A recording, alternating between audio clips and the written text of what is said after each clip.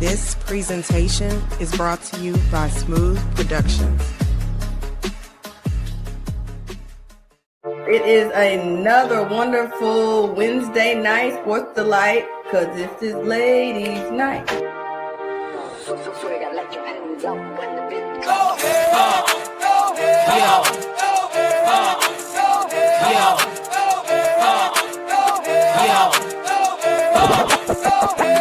This is ladies' night out. ladies run this mother. This is ladies' night out. Ladies run this mother. This is ladies' night out. Ladies run this mother. This is ladies' night out. Ladies run this mother.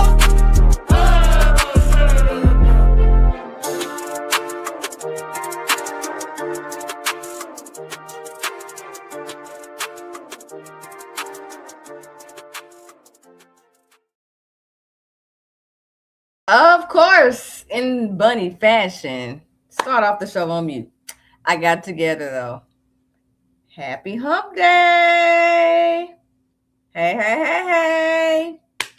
It is July 1st. That means what? It's the first Wednesday of the month. So you are tuned into Ladies Night. Shout out to the producer for that bomb intro. What's going on, everybody? So you are listening to, you're listening and watching the Platform Sports Talk Show, hosted by yours truly, Bunny. And I just mentioned it's the first Wednesday of the month, but let's just get right to it, because why?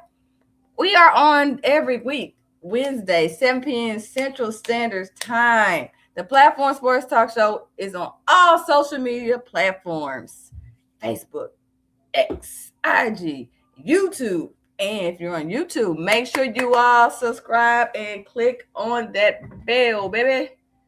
Just for all time's sake, y'all.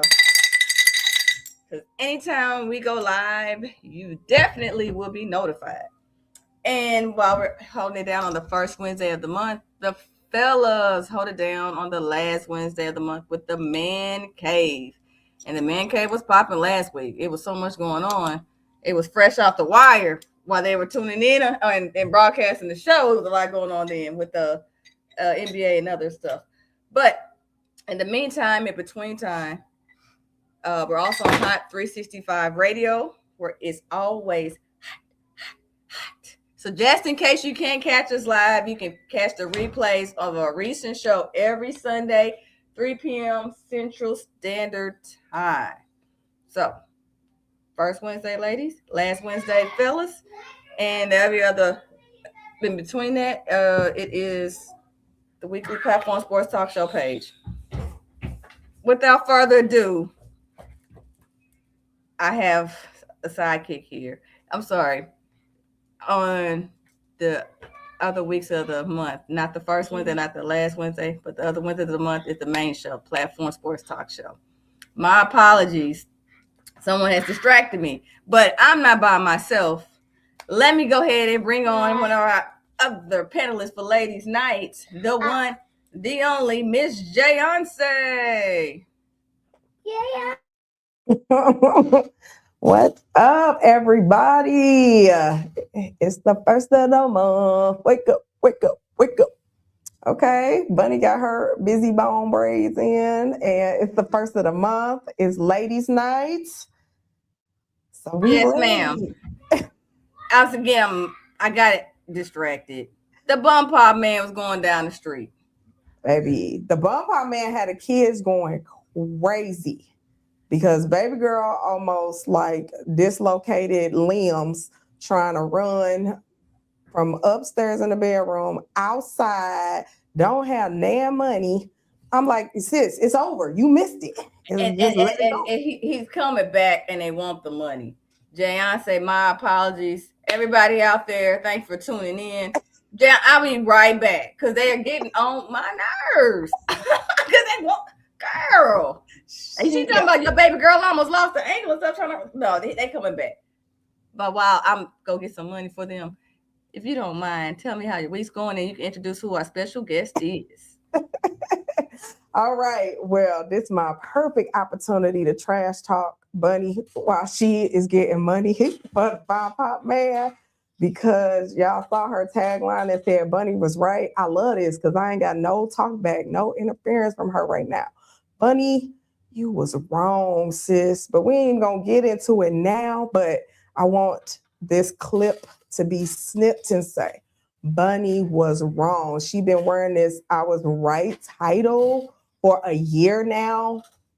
And it's over, sis. It's time to do something different. So, Bunny, change your tagline, sis. But while Bunny's doing that, I have the pleasure of introducing y'all to a new face that we have on the show tonight. And let me get my notes because I want, she got a lot of accolades and stuff, and I want to make sure I'm getting all this right. But we have a special guest today. She currently serves as a women's basketball analyst for SIUE on ESPN Plus. She's a sports broadcaster and basketball analyst covering professional, collegiate, and high school sports across multiple platforms. Okay. Big broadcaster, not the little one. She also holds a bachelor's degree in sports journalism from my alma mater, MIZZOU.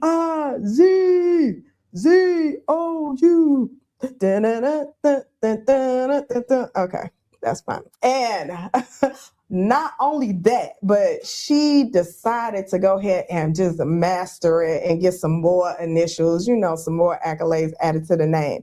So she recently just got her master's degree in sports analytics from Ole Miss, y'all. So we got to talk to her about this, but introducing the one and only Miss Ashley Wright. Thank you so much for having the intro.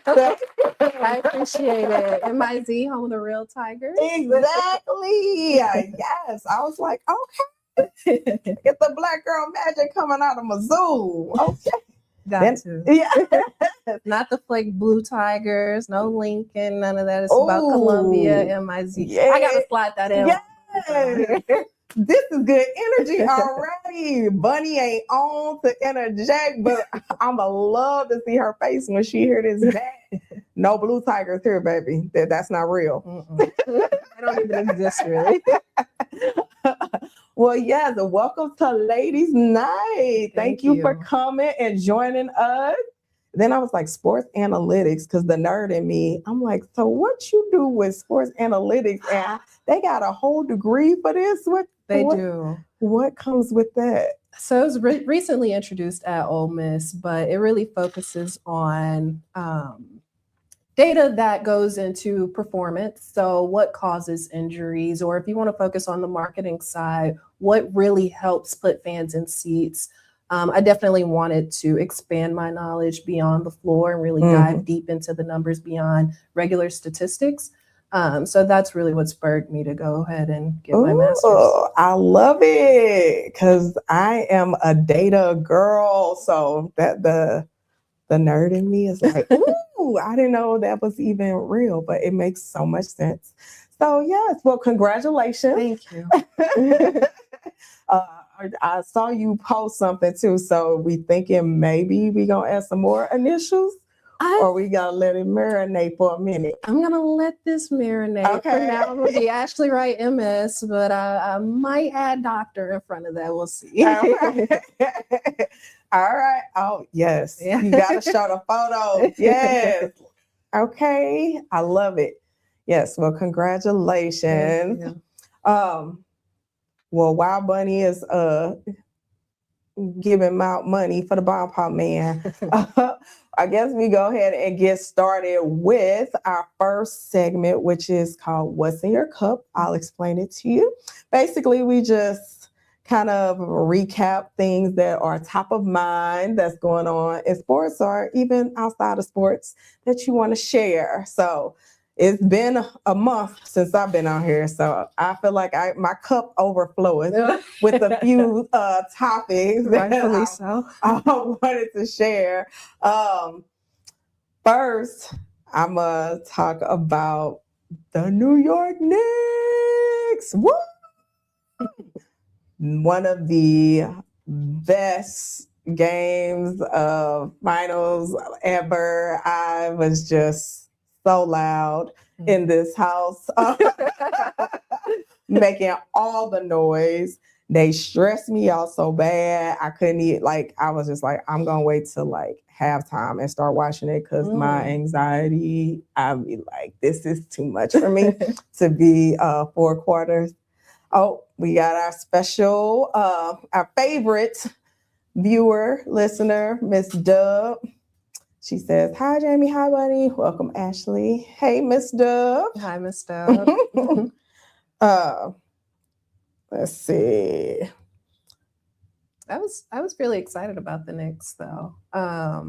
I grew up a huge Carmelo Anthony fan. Oh, okay. So I felt like this was for Melo. Yes, so yes. I was riding with the Knicks the whole way. Yes, I wanted it for them so bad.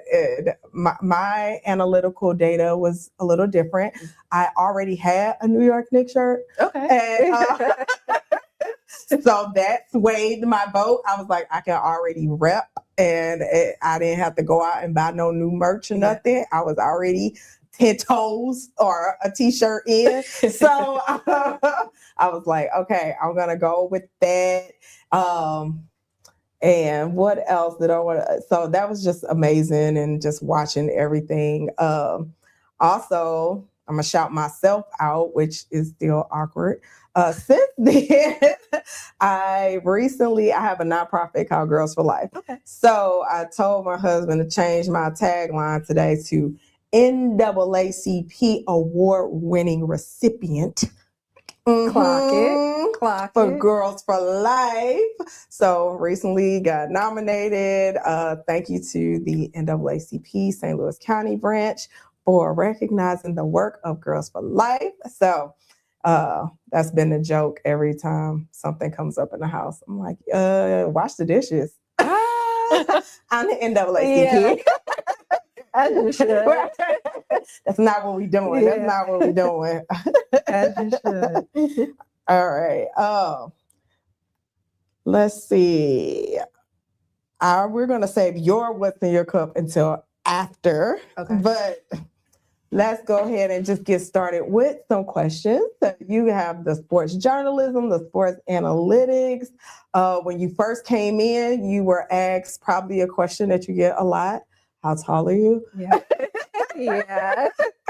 So tell the people how tall you are. I'm 5'11", real stallion. Okay. And did you play any sports? I did. Growing up, I played basketball. I really do wish that I got into a lot more sports growing up, but basketball has always been like my love, my pride and joy. Okay. I was wondering, but I wasn't sure. If you watch the shows, I've been this tall since 6th grade, and then everybody tried to put me on the team, but I cannot play. And my mom was like, she gotta go because my mama is in the stands booing me. You know the running joke on TikTok where moms see their kids out on the court and they're like, my seafood boil money out. Exactly. That's exactly how she was. That is our movie and buffet buddy, and just running around lost. So I applaud you.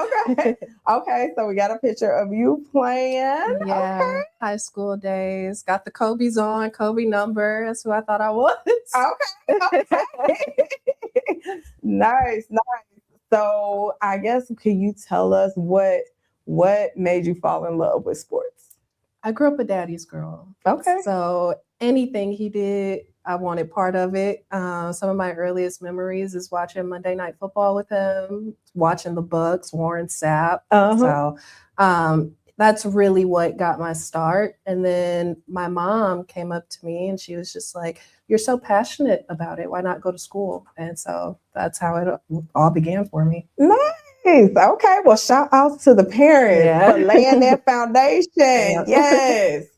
The daddy's girls be real. I'm like, I know, because I bet you Miracle a daddy's girl got that producer all wrapped around his finger. yeah, they all laid up on the couch. They like, you want to sit with us? No, y'all. Be fine. I'm gonna chill over here. I'm so sorry. Time out. Oh, You just said how Miracle over there breaking ankles. Listen, I done sweated out a whole gallon of sweat running down and dang on bump pop man for the girls. And then after they get, he said, well, we would have came to you. Oh my God, dang it. I done sat here in this 100-degree heat running for this. And then you could have, y'all. I'm doing this because I'm just. A little cardio. Yeah, but when it's 100 degrees outside, I'm not. Give me another hour, the sun will be gone, and then we can talk about some cardio when it ain't the sun's still out there, y'all. Anyway, Daddy's girl, I'm so proud of you. And shout out to Miss Dub. Miss Dub, I didn't know you was a former New Yorker. I missed the last comment she made. I saw something about keeping score. Oh, I enjoy playing basketball in the gym, but since I had zero skills, I never played on the team. That's okay, Miss Dub. I know, at least she knew her strength and weakness at a young age. That's what's up. You was doing sports analytics, okay? Hey. I love that. And so your daddy was a Warren Sapp fan, huh? Shout out to those Bucks. I remember them 90s Bucks. Yeah. Oh, okay. But we were watching the game, and I remember Warren Sapp specifically. Yeah. Yeah. Oh, we talked about you real bad while you was running in 100 degrees, though. You want me to share? I love that. Talk about me while I'm gone. Talk about me in my face. That's what I Hey, it was good because it had no interruptions, but you know, we real over here. So that's facts. Just because I'm just telling y'all, the girls have not. The girls can't be at home for me to be uninterrupted. Real talk. I'm just saying, I think it's a kiddie sensor. They know mommy is either on the phone or doing the show. Then that's our time to we really got to have our attention. But the crazy thing is when they want to play with their toys and do make-believe, oh, they got a whole podcast. Y'all, Sasha, I'm telling y'all, she's funny though. She has me down pat and she can imitate me and she actually doing her own podcast because she sees me doing this. Okay. We might have to get her on next ladies' night. I'm saying she y'all know she's got the talent, she got the energy, she can be on commercial. She is hilarious. But anyway, she's definitely the first daddy's girl in this house, and her little sister, little freak and frack, not far behind her. So now you're like, well, why didn't daddy run after the ice cream truck, right? Well, I give daddy some credit. He is cutting the grass in 100-degree weather. So shout out to him. So here I am. Enjoy my time with you all. So yeah. I'm gonna keep saying daddy's girl now. That's all I know. Daddy's girl. Right. But Miss Ashley, besides you're telling how you first fell in love with sports, did you have any other idols you had growing up? You mentioned Warren Sapp, but did you have any other NFL, maybe NHL tennis stars, any other idols you enjoyed growing up watching?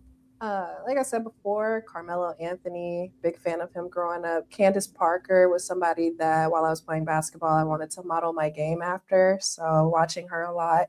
Maya Moore, and anybody that Gino Auriemma was able to coach was somebody that I looked up to as well. But those are a few of my idols. Okay. Now, Miss Ashley, you're not gonna feel a certain way if I make this comment about Coach Gino. Mad respect for him. No problems until right before the women's final four. I know. I'm just saying. When you come from my girl, Coach Dawn Staley, now I got a side eye. You cut off, right? Yeah. You know, ladies' night, we want women empowerment. Like, hold up now. Hold up, Gino. It hurt me to see it. It hurt. It hurt me to see it, but I gotta be real. I'm a Gino fan, still am. Love Dawn too. Love them all the same. Yeah. Hard to see it. Did you accept his apology? You think, okay, we can move on, or you gonna be like I said, I'm gonna side eye you from here on out? Like, how I'm supposed to feel about this? I don't know if it was a genuine apology, but my 2 cents doesn't matter. But just saying, I'm gonna keep my good eye on Gino. Like we cool till we ain't cool. Yeah. Yeah, I know how the ladies are. We like, okay, we never forget. Yeah, exactly. Right. All right. I'm sorry, Jamie. Did you already have other questions you asked prior to my disappearance? Not yet. We was just getting into it about the love for sports and all of that. So Okay. you stepped in right on time. But since we were talking about basketball, so you talked a little bit, like, I guess what started the journey on like more of the journalism side as well that made that shift for you? Well, I knew in high school I wanted to go to a big school, and I knew my talent was not Division I level. Okay. So, again, being passionate about sports, I knew I wanted to be around sports, and realizing that Mizzou had the #1 school in journalism. It's a Power 5 school at the time in the SEC. They're competing, and my mom letting me know, like, you can really make a career out of this. That's what really got me into the journalism side of things. So I approached the video editor at my school, in my high school, and I became the first girl at my high school to broadcast games. I started with football, so I was happy to get that start. Was it good? No, but I totally enjoyed it. It was a learning experience, and so my career actually began when I was 17 in high school. Awesome. Okay, are you from St. Louis? Because we asked the St. Louis question. Yeah. We got to hit. What high school did you go to? I went to Rittner. Yeah. Rittner Huskies, right? She's still South St. Louis then. She got the South St. Louis check. Rittner High School. Yeah. Where did y'all go? I went to Hazelwood Central. Okay. Right around the corner. Right. I went to small school. A lot of people never heard of it. Metro High School. Okay. You've heard of it? I want to say yeah. I feel you probably haven't. Like I said, I may run into one every 10 persons that find out they know what Metro is. Yeah, I've heard of it, but I don't think I've met anybody that went there.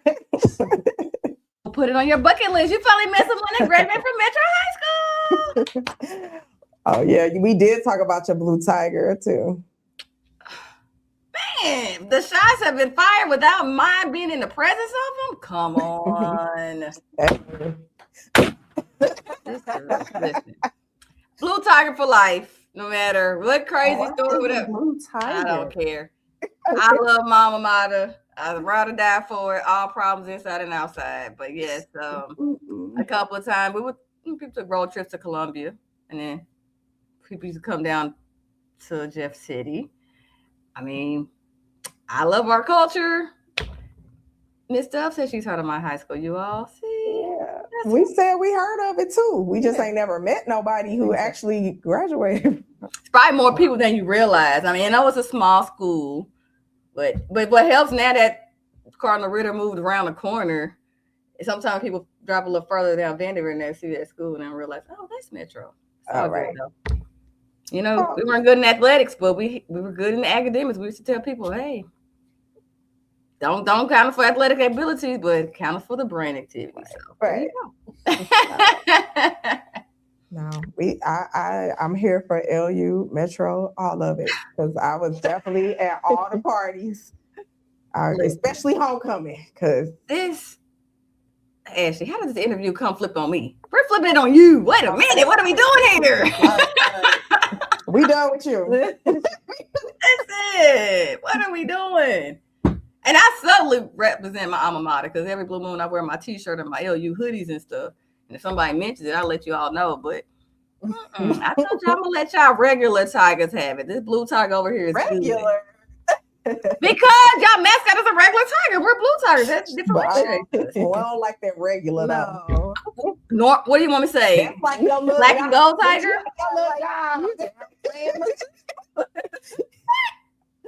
All the shots I done received, all the shots fired. And I said regular. And they took it and ran with it. Oh my gosh.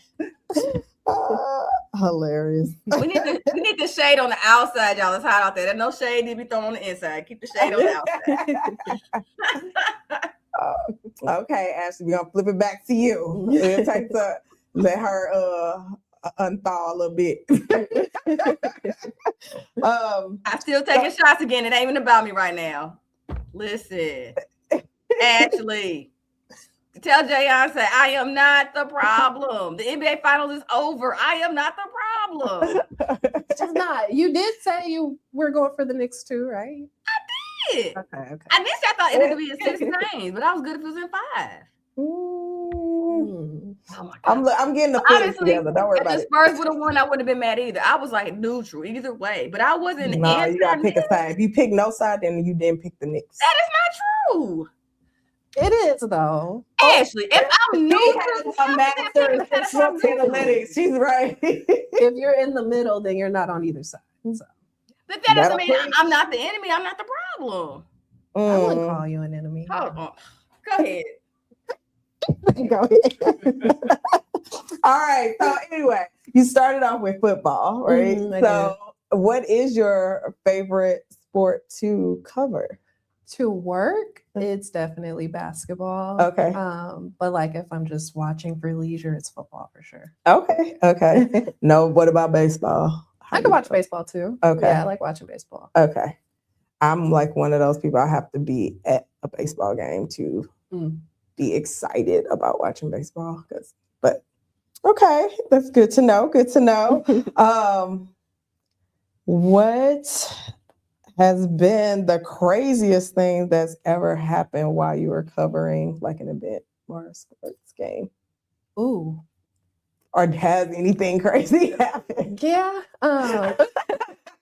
I've covered a few games here in the St. Louis area at a HBCU. And it's gotten chippy once or twice. So we've had to let the rest kind of calm those games down before we get back on the air and just kind of let people know what was going on. But it has gotten hectic in a couple of those games. I can see that. So St. Louis. Yes.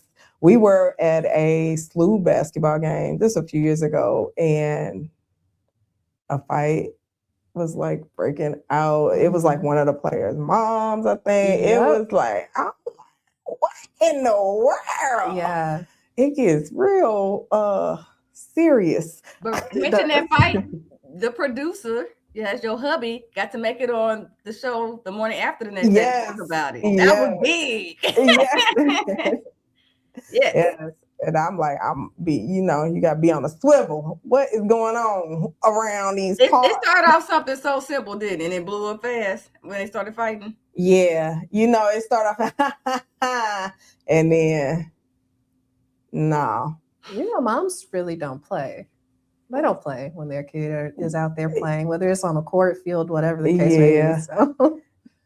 That's probably one reason why they put the family sometimes in like the suites. Go somewhere else. It makes sense. Because you going to take one thing and take it too far. But that would be me. Because what you not going to do.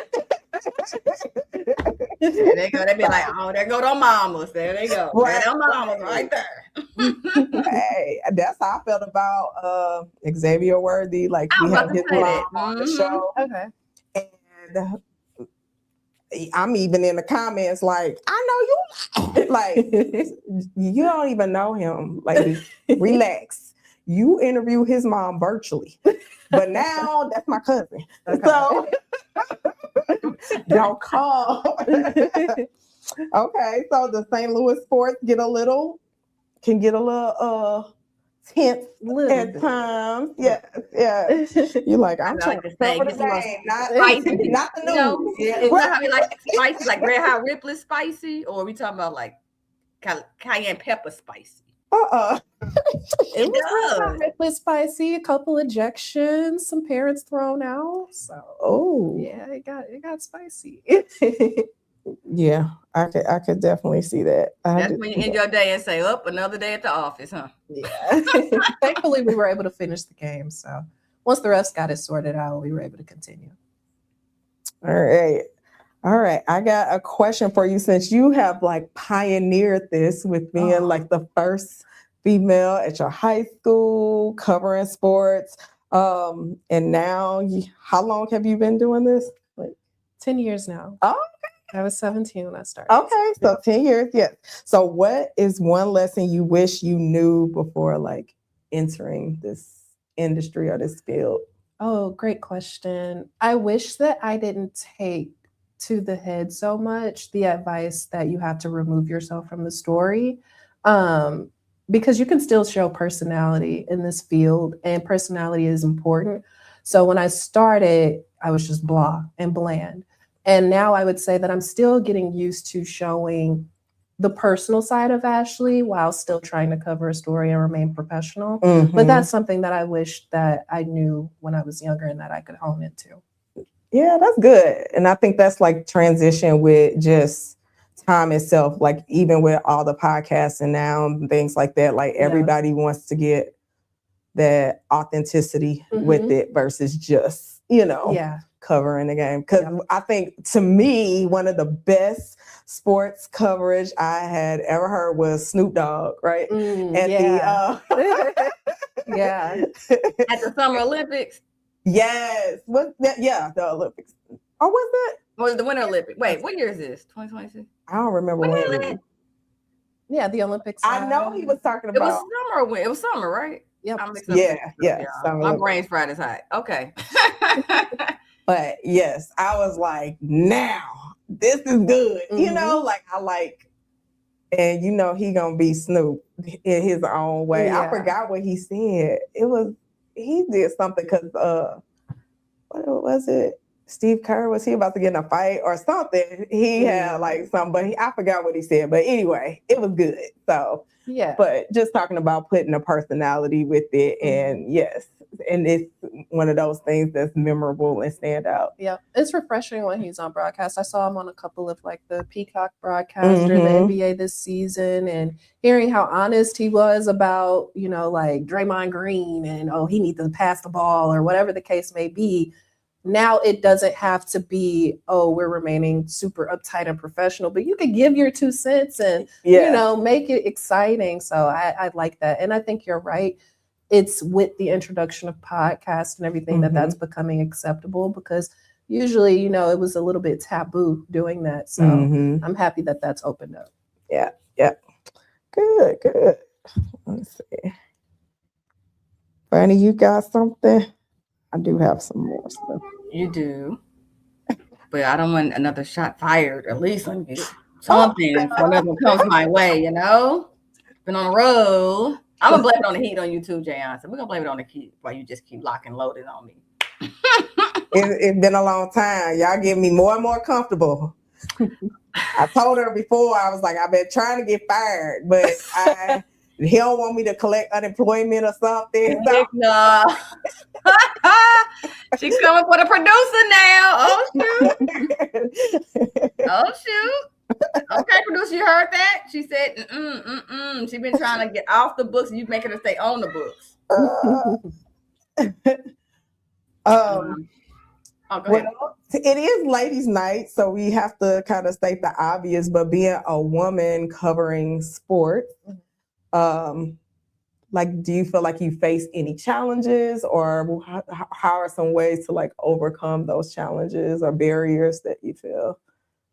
I have, I'm blessed enough to have been around some pretty amazing people that have brought me along their journey as well.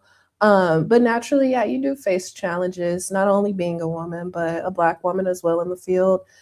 Typically, I'm sometimes the only Black woman in the room, let alone woman. So I've always taken it upon myself to try and work 10 times harder, right? So I never shy away from an opportunity, never have.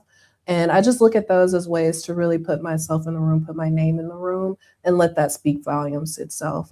So when it comes, like I said, when it comes to those challenges, I try not to let them be bigger than what I know my talent is.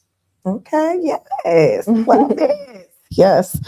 And I feel like as a Black woman in any realm of work that you're in, you're going to face the same things where you have to, work 10 times as hard, or feel that way, or, what can I do to stand out but still be authentic and not have to code switch, but switch up when I need to, pivot and all the things. So, but yeah. And that's not easy, but like I said, I've been blessed enough to run into people that, have helped me along this journey, and that's definitely been helpful towards my confidence too. Yeah. Awesome. What are either those people or just women in like the sports media industry that you are inspired by? I love Taylor Rooks. I Okay. do. When I see her, I kind of see myself in that because she was just a girl with a dream too. That looks like me. That's why representation is so important. Mm-hmm. So just seeing that she was able to go to Illinois and now look at her, I went to Mizzou. Hopefully I can do the same thing, replicate. I know that my journey is going to be different. Everyone's unique. But just seeing her as an example lets me know that my dream isn't far-fetched. Yes. Yes. Okay. Yes. Love that. Absolutely. Because freaking frack be watching you, right? Yeah. Ooh, they watching me and sometimes getting on that good nerve sometimes. Lord have mercy. To death though, I do. Y'all surprised it's quiet right now, right? It's because they playing with their toys not together. When they come together, that's when the freaking frack circus appears, okay? I can do what I can. Oh my gosh. You know the producer bring the receipts, baby, from childhood to adulthood. He got it all, okay? Okay. Yeah. Look at that $1 million smile. It deserves to be seen on national TV. I love that, Ashley. Thank you. Thank you. I think, I had college basketball on one phone, the NFL playoffs on another, and this was actually at one of my sister's volleyball tournaments. So Yeah, because I see those hardwood bleachers in the background. Girl, them things hurt after a while, don't they? Yeah, They those do. like, wow. they do. Yeah. Man. See, my brain don't even work like that. Yeah, I think I had on 2 different headsets too, so I could hear the respective games. I don't think that's the same. Oh yeah, that's a whole different level. But I love that dedication. That's why sometimes you probably hear people may give you an excuse or something. You be like, wait, I done broadcasted 2 games at simultaneously looking at it, listening, and live watching my sister. Yeah. So you can watch Red Zone like you like that. Love Red Zone. I'm overstimulated. Like Really? even when he watches sports, like he'll have baseball and football and basketball, and I'm like, I can't do this. You don't like the multi-view? Oh, That's good to have a multi-view. We can do a lot more, and if it gives you the glimpse. I mean, your brain can only focus on so much at a time, but at least it gives you a glimpse of it. So like, oh, that's baseball, that's football. It'd be too much going on because then I'm still like stuck over here. It's a lot for me. It's okay. That's why you got a team and support to help. Like, oh my gosh. And it has 2 different headphones and then you do 3 different things. I can't. That's a skill within itself. So I'm glad he put that picture up. So we talked about your background from being daddy's girl, the kid, Brittner High School, graduated, and here comes MIZZOU. Tell us about how'd you pick that school to be. I mean, I know you said they had the great journalism school, but there's still other ones out there. How'd you pick Mizzou, and what was your career path? How did it get started at Mizzou? So my school did a tour at Mizzou, and as a kid, you're impressionable. So continuously hearing #1 school of journalism in the country, and I knew being able to say I have a degree from the #1 school of journalism would be important. So that was #1 on how I picked Mizzou. And then, I'm sorry, your question was, how was journalism at Mizzou? Once you picked Mizzou, how was your career started there? Okay. Like your classes, did you internships and what? Yeah. I knew they had a lot of opportunities for students. They had MUTV, which is the student-run news station there, as well as KOMU, which is the channel or the NBC affiliate there. So I just immediately went up to people. They had tables and like a conference. So I went up to people that were representing MUTV, KOMU, and I let them know what I was interested in, that I wanted to cover sports, whatever capacity. And so they were gracious enough to let me come on. At MUTV, I hosted Tiger Talk, which was a talk show about the sports there at Mizzou. KOMU, I did Friday Night Lights, which we would go around the Columbia area and take like videos for Twitter of the high school games in the area. So whatever way I could get my foot in the door, I did. So that was kind of the Hickman High start. School. Is that how you say it? Hickman, Yeah. yep, Hickman, Okay. Rockbridge High School. So any high school in Missouri, they would send us to. Nice. So we have another one of our ladies' night panelists ready to make her appearance under this hot weather we're dealing with. But she said she's gonna keep it cool on the inside. But she said you got to have faith.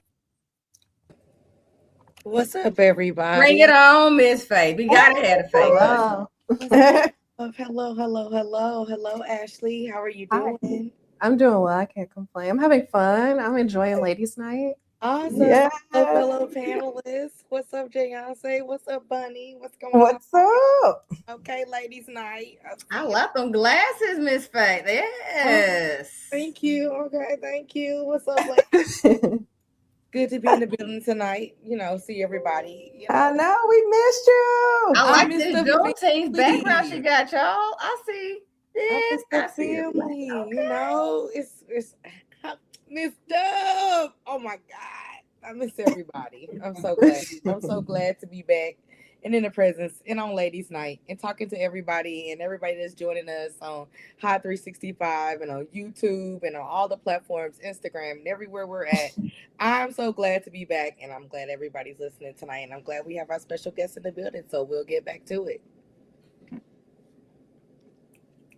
What can I say, baby? She had it all together for us. Thank you. Okay. Like she didn't miss a beat, y'all. I didn't miss a beat, you know what I'm saying?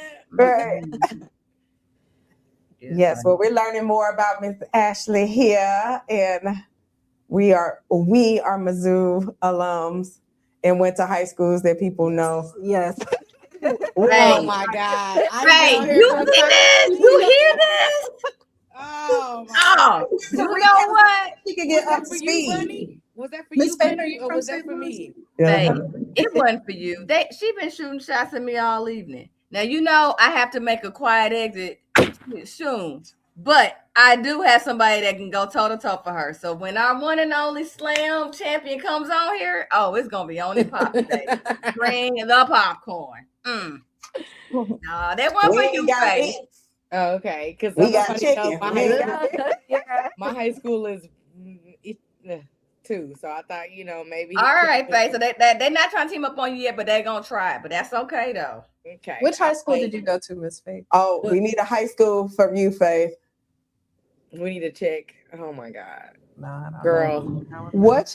What? I said we need to check. Oh my God, Oh. girl. I went to John Burroughs and see. Oh, again, okay. This is another one of those small. No one knows who's. Yeah, I never have asked you that before. Okay, so both of y'all heard of it, never met nobody, but that's good. Ezekiel Elliott went to John Burroughs. Oh, okay. Yep. See, we got a fun fact for you, Faith. Yeah. Fun fact, Ezekiel Elliott did go to John Burroughs School. Right. I don't know who went to Metro though. Beyond my time. A lot of people went to Metro. Actually, I was supposed to go to Metro, to be honest. Fun fact. I spent 6 weeks in the Metro summer school and they were like, yep, nope. Gonna send you to Burroughs instead. So Dang.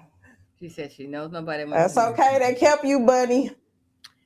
Hey, we had to earn our way, baby. We did. We earned our way. But one of the former chief of police of St. Louis City Metropolitan Department did graduate from Metro. We have a lot of educators in St. Louis public schools that were Metro graduates. And we won't say famous, but you have, of course, lawyers, doctors, like everybody else's high school. So they don't have to be world renowned, but Grammy Award winning people, they were producers. I mean, yeah. Out of Metro. There are, for real. It's okay. Attest to that. It's okay. I don't take any offense to it. It is what it is. Is that where you went to school, Bunny? I graduated from Metro High School. But okay, well then great. Because I'm telling you, like that was my. You probably like Tate, you're the first person, but then you'd be surprised on people who actually graduated because again, since we're both so small, it's just but we still make our impacts. I'll say that into society, we do make our impacts. We have great principals because they graduated from Metro, went to college, graduated. So a lot of people got great starts attending and graduating from Metro. So Yes, and our mascot is the Black Panther, and that's not by coincidence. Okay, respect Now, that. our founding principal made a statement. They made sure they picked the mascot to help with racial unity. Our school colors are black and white for a reason. So yes, little small facts people don't care about, but they did it back then in the 70s when they got started. Love it. For you. Well, while we're on high school, we can flip it back to the colleges and talk about the normal tiger instead of saying regular because somebody gets offended. Goodness. Okay.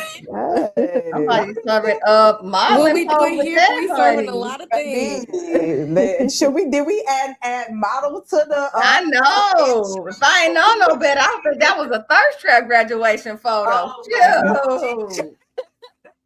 I don't know. That baby. Okay. He said, if I don't do sports broadcast, I back up as a model. Give a model every photo. Okay. I'm like, okay. Yeah. My graduation pictures did not look like this. I don't think nobody's back then. Think about it. We weren't doing them looking good and had the good angles, the effect, how they do it now. I'm like, I wish we would have had that. But I regret I had like this eyeshadow on that, like, why? Why? Can the producer make that picture appear? I was just about to say, do we have that? Come on, producer. You got to bring the receipts out. Come on, This is pre-producer. It is not on social media outlets.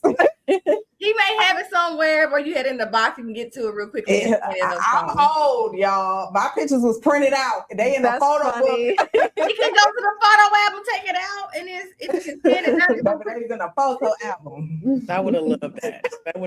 We're gonna work on that next time. You got to flip the pages to see me. Look, just like the CD books we had in the car while we had to change CDs with the radio. I mean, show our age, okay? Okay. MU. She said I made it. Oh my gosh. I do have to give a shout out to my mommy though. She helps me with all like the looks and stuff for anything important. So. Yes, Okay, mom, with the looks. Mama done took you to sports analytics, and we doing this as a career, and I'm gonna dress you fly. Okay, stylist, I love it. Okay, so then Ashley, tell us like what's next for you? Like, what do you envision? If I didn't miss that. Yeah, no, you didn't. Hopefully I can continue covering SIUE women's basketball this season. I'm looking forward to that. A lot of new faces coming into the program.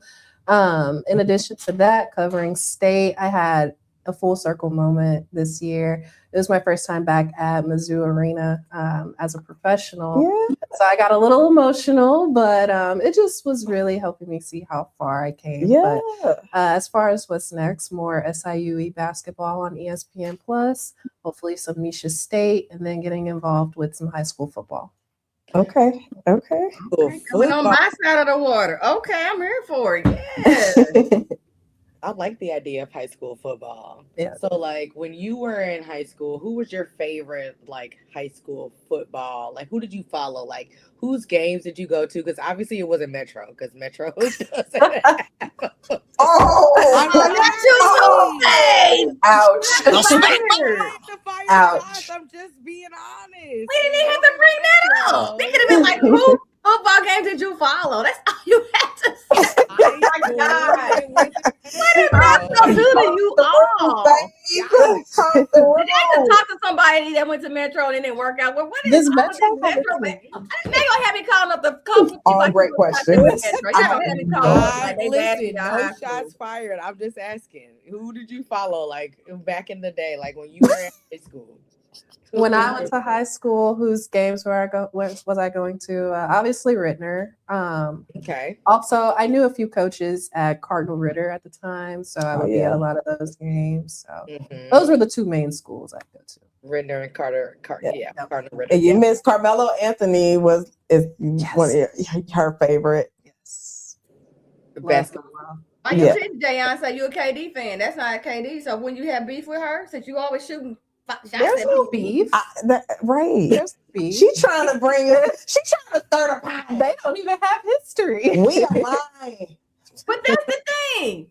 I ain't starting nothing, but yeah, I barely keep getting shots fired. You told And then us, at you the said same time, you be like, "Oh, you not a KD fan? Well, then y'all must be whack. You ain't do that to her." Like, dang. Hey, Miss Bunny, you kind of started it because you said, I'm going to let y'all have one MIZ. So you threw the rock. You said Right, because I guess I shouldn't jump in and say that I initially graduated from Burroughs and then went to Mizzou. So technically, ooh, we learning. I'm sorry, Bunny. Just drop it. Wow. You know what? That's good. Because it's not about me. But I know I can stand and hold my own when I have to. So technically, I am in my Z strong too. Technically. I be learned great. a lot about all y'all today. This was good. Now, all of y'all from the same alma mater didn't even know it. That's crazy. Oh, I know you did. I know Yes, you he did. That's the producer I like. That's the producer I Wait like. a minute, is that a hood? That's my producer right there. Yes, he coming through. My mother. The producer coming through. Woo! Ooh, You got a hood on in that photo. baby. Girl. Exactly the Like, same. I mean, things okay, are you the can same at take least that down. out. I did not consent. I didn't sign The nothing. makeup was okay. It doesn't look bad. It look That's like actually not even a bad That photo. said no eyebrow era. You know, like the less was more. It was a trend back then, you know. It was Baby, it was yeah. If you don't take this picture down, no, he good. He was good. No, he doing his job. No. It's funny seeing the different styles and different eras because there was no eyebrow back then. And Yeah, then you and fast now- forward to 2016, full eyebrows eyebrow. Lego blocks. right. I like Yeah. him. Eyebrow now. I like it. I like this era. This is the happy medium. Yes. Medium eyebrow. Yes. But our hairs was different. Our hairstyle not just being different, but the hair textures and stuff we had. Access to our extra hair was not on the level it is now. Y'all definitely got it made, okay? We were still gluing. Let's be real. We were still gluing stuff in back in our collegiate years, okay? So that's y'all what got it made. Preparing pre-show, I said, "Oh yeah." And Como, I remember having to go all the way to St. Louis to get some hair products because it wasn't nothing going on. But now there's like everything in Columbia, and I was like, "Oh yeah." He told me what year she graduated. I was like, "Oh yeah." Oh my gosh. Oh, look at you. Yeah, she was at the studio. That Studio J in Atlanta. Yep, in Atlanta. Studio J. Yeah. In college, I was part of a group called Minorities in Sports, MIS for short. And we took a trip to Atlanta where we visited the NBA studios at TNT.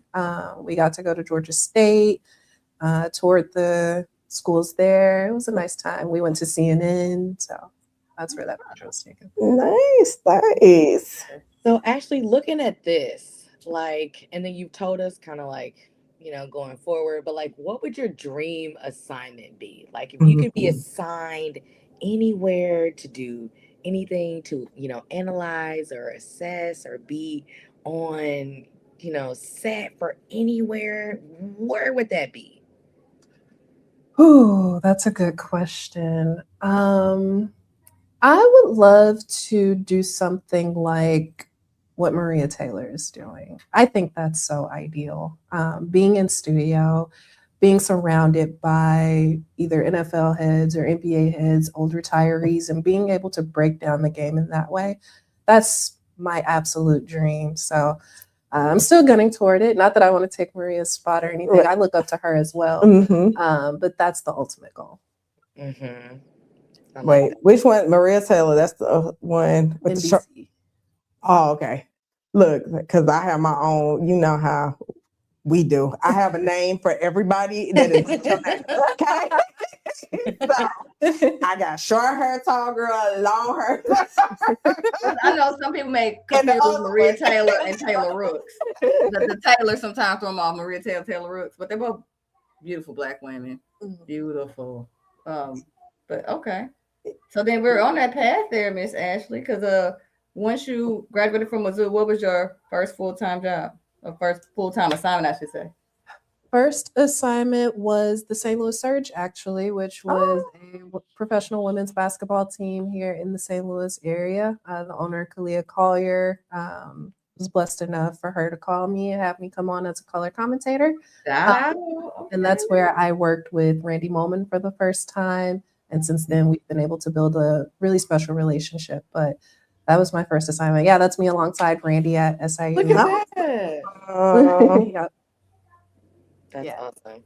Awesome. So what's your favorite sport to commentate? Like I know you do basketball, and I know you say you're going to go into football. So one. Sport. Easily basketball. Okay. Easily basketball would be my favorite. Yeah. Okay. How do you feel? Oh, sorry. No, I'm saying because of Faith is a big, not big profile sports, but she still follows like tennis, maybe even some golf. Would you like to dabble in that, or have you done any commentating or reports on those type of sports? I haven't. I would love to dabble in tennis. Recently, I've gotten into it. It started with the U.S. Open this past August, where I was really able to dive into it. But yeah, I would need to learn a little bit more about terminology and everything. But I would love to dive into tennis. You gotta learn them names. They be knowing the names. Yeah. We be looking at the Australian. I just watched Coco Golf earlier today, though. So. Oh, okay. Yeah, that had me. I was about to have a heart attack. Twice, three times. You know, like she's stressing me out over the past 8-9 months. Like, yeah, I love Mia. We love Mia too. sure. Mia is the Girls for Life, part of the org, and she was been on the show because she wrestled in high school, and that girl for real. She is that girl. Always been that girl. It's like she was born that girl. I've been telling her since she was 8, I want to work for you. Yeah. Whatever you doing, please find me a job. Yes. That girl been working. Mm-hmm. Best cookies ever too. Yes. Oh, love that. So when you're not spending your time working, analyzing, commentating, what are you doing? Is it related to sports? Is it is it something completely different? Is it outside of the box? Like, what are you doing, Ashley, when you're not working and doing something with sports? I hate to be boring, but I am watching sports. I love it though. I am. I'm watching sports. I'm probably building a Lego set while I watch sports, but I'm watching sports. The Lego sets have been, because one of my cousins we did Secret Santa or whatever, and she wanted this 3D Lego, and I'm like, you are grown. What you mean?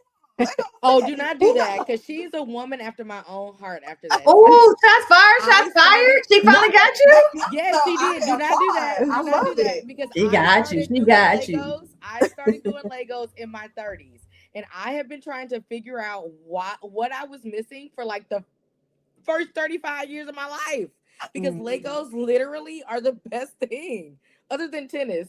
Legos are probably number 2. Like, I love them. It's like the most amazing thing. Like, I do want to try it. I feel like it's like the puzzles, like it makes you, want to keep doing it and keep going. So no, the 3D ones and stuff, I'm like, it's an elevated experience. Mm-hmm. It is not a regular tiger. It's definitely elevated experience.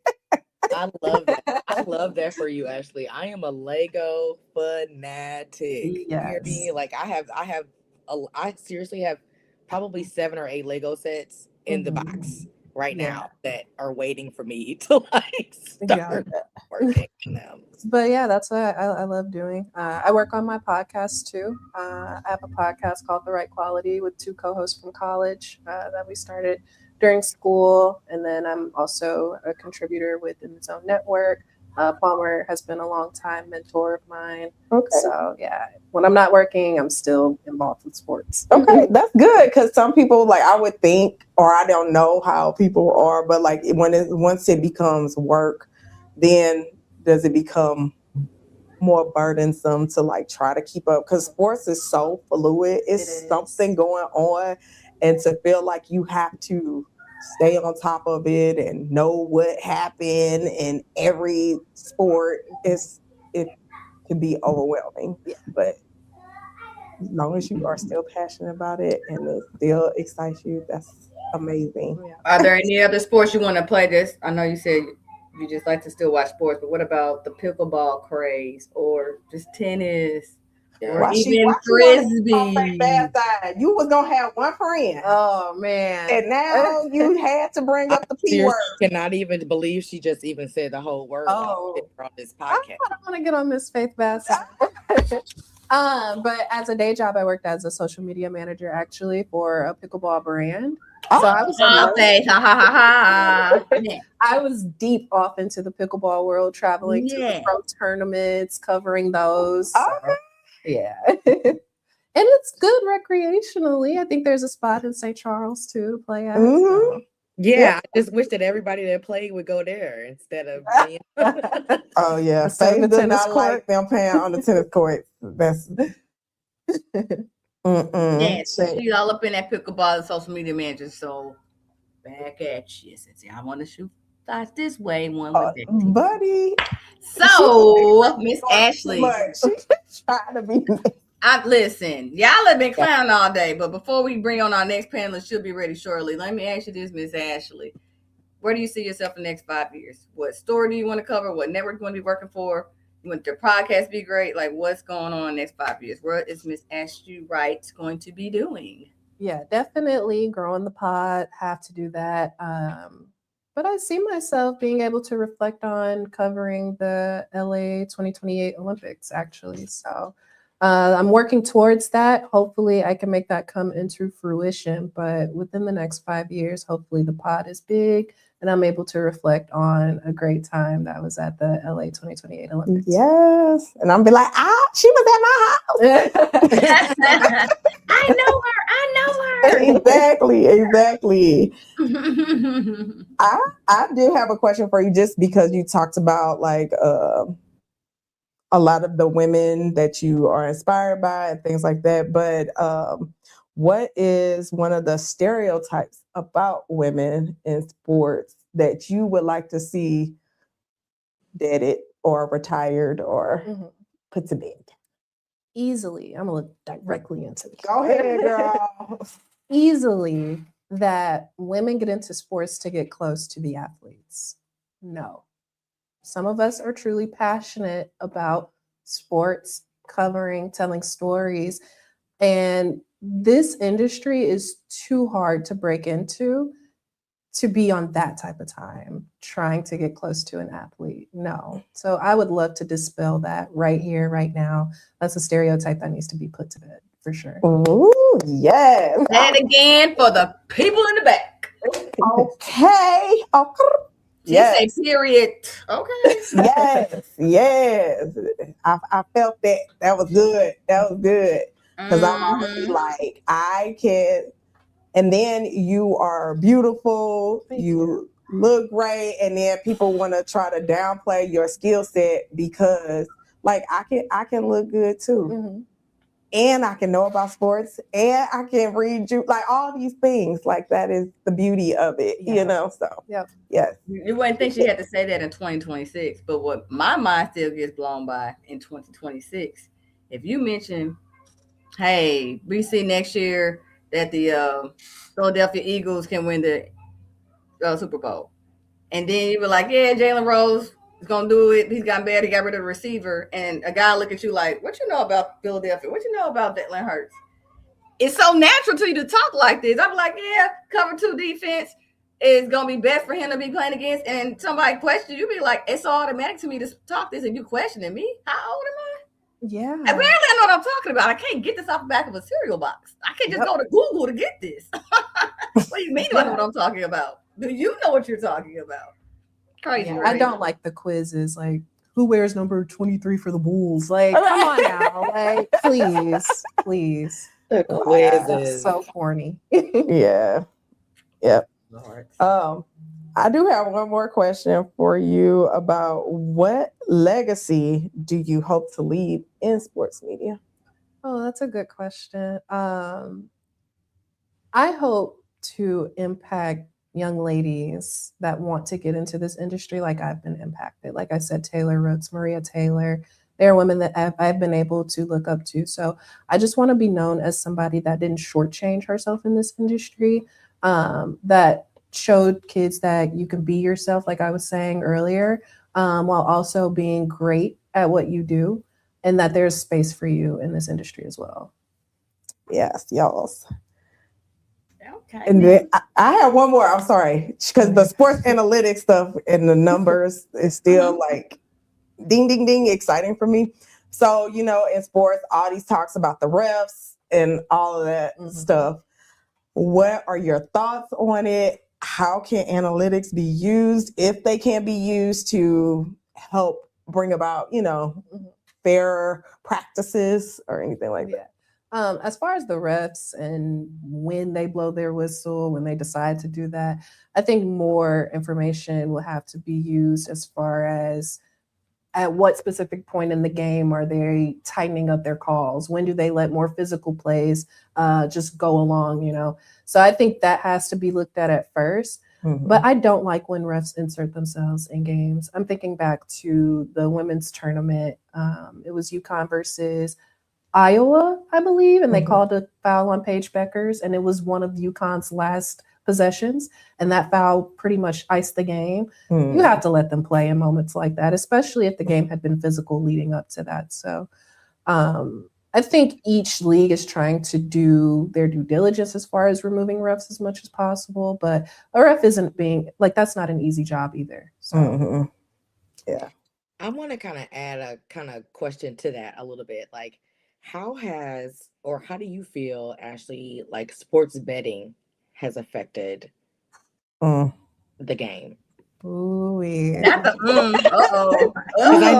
Because I know, you know, but we coming close now, huh? We sit right next to her with this question. From your perspective, how do you feel like it's affected? From my perspective, I think with anything, you're going to have a few bad apples. I think it makes it fun for us fans, you know, we're following bets, we're following the game.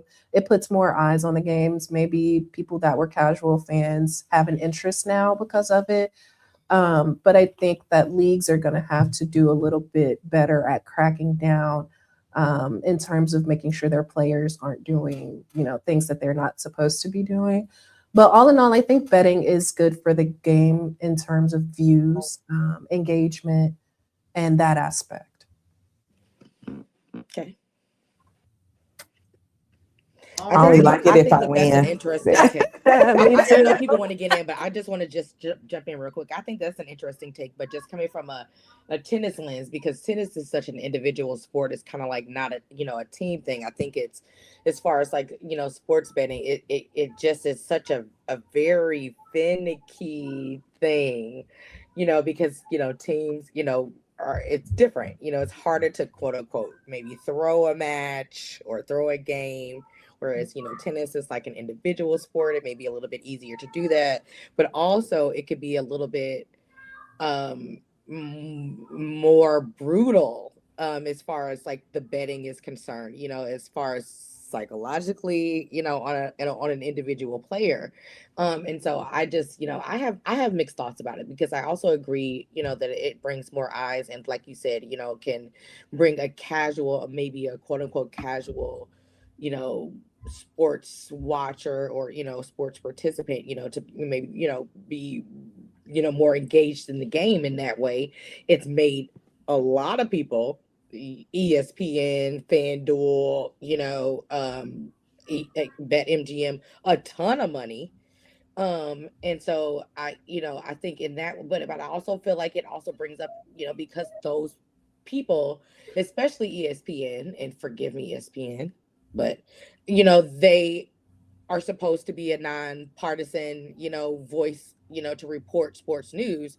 And so if you have, you know, a stake in a sports betting, you know, it just, to me, can be a conflict of interest.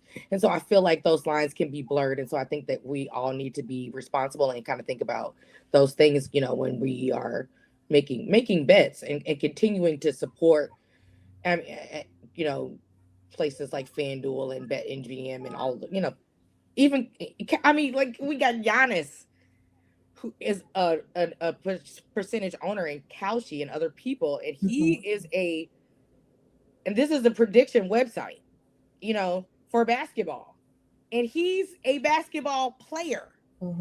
So I just feel like sometimes we can start to blur the lines here. So I have different opinions about it and how far it's gonna go. That's a really good point. I didn't think about Giannis owning stake in that.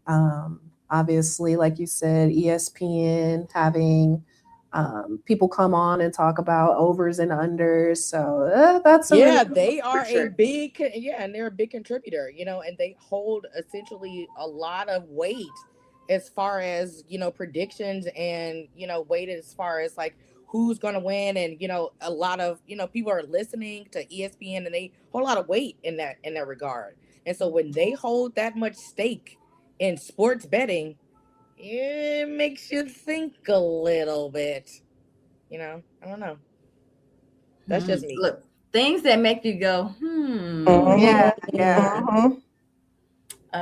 Miss Ashley, will you be able to stay on when we do our next segment of topics, or do you have to leave us? Yeah, I can stay on.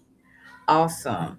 Well, before we segue, any ladies have any other questions for Miss Ashley, or do you have a final thoughts that you want her to provide us? I'm sure that I'll have. I have to look at her paper. I thought you had something. Or No, we don't have to do it. I guess it was just like fun questions. Like, okay, we can do fun questions. So we have another ladies' night panelist that's ready to join us. So I can bring her on, and she can come right when you do the fun questions, and then y'all can hit y'all the topics because I got. And Joe's not here, so I guess I can do this in peace tonight. Girl. She gave Joe Bo a shot fired. She wasn't even here. This a tough crowd, baby. Joe's like how to defend herself. How many ounces is it? It's 100 ounces. That's the type when you drink from that, when you have to leave yourself to the bathroom, it's clear. Everything comes out. Okay. BRB, no explanation needed. okay. So ladies, without further ado, we have a panelist for ladies' night. She hasn't been on in about a couple months, and she used to be a regular, so I'm glad she's able to pop in and give her thoughts and insights. So before we do a round robin with Miss Ashley, let's bring on our WWE guru, Miss Sharita. Hola, hermanas. Ashley, your skin is glowing. I need you to drop the skincare for me, please. I will. Please. Black girl sunscreen, though, for sure. That's the top. Oh. It don't do that for me. I might need to get a higher SPH. That's what I was thinking, because I've been outside playing tennis and I actually been using it and I got burnt. And I'm like, did you? Yes. The back of my eye. But isn't it a certain brand? I think I saw I've been using Black Girl Sunscreen. That's the name. Yeah, that's what I'm saying. That's the brand on TikTok. I've been doing heavy research on TikTok here lately. I love how she called it research. It's research. It is. TikTok be hooking me up. Research leads into shopping. I love it. Yes, but it started off with the research. That's sample data. $1 million worth of stuff in my cart.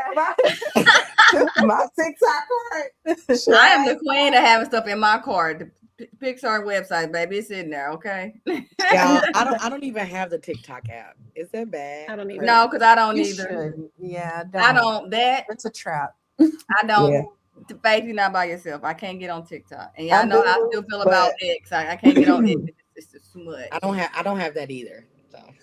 I'm old fashioned. That's fine because it's too much. Once the girls get of age and they get on social media, then I'll force myself to get on the next trend of app that's out there. But till then, let me just manage the little 2 or 3 I have.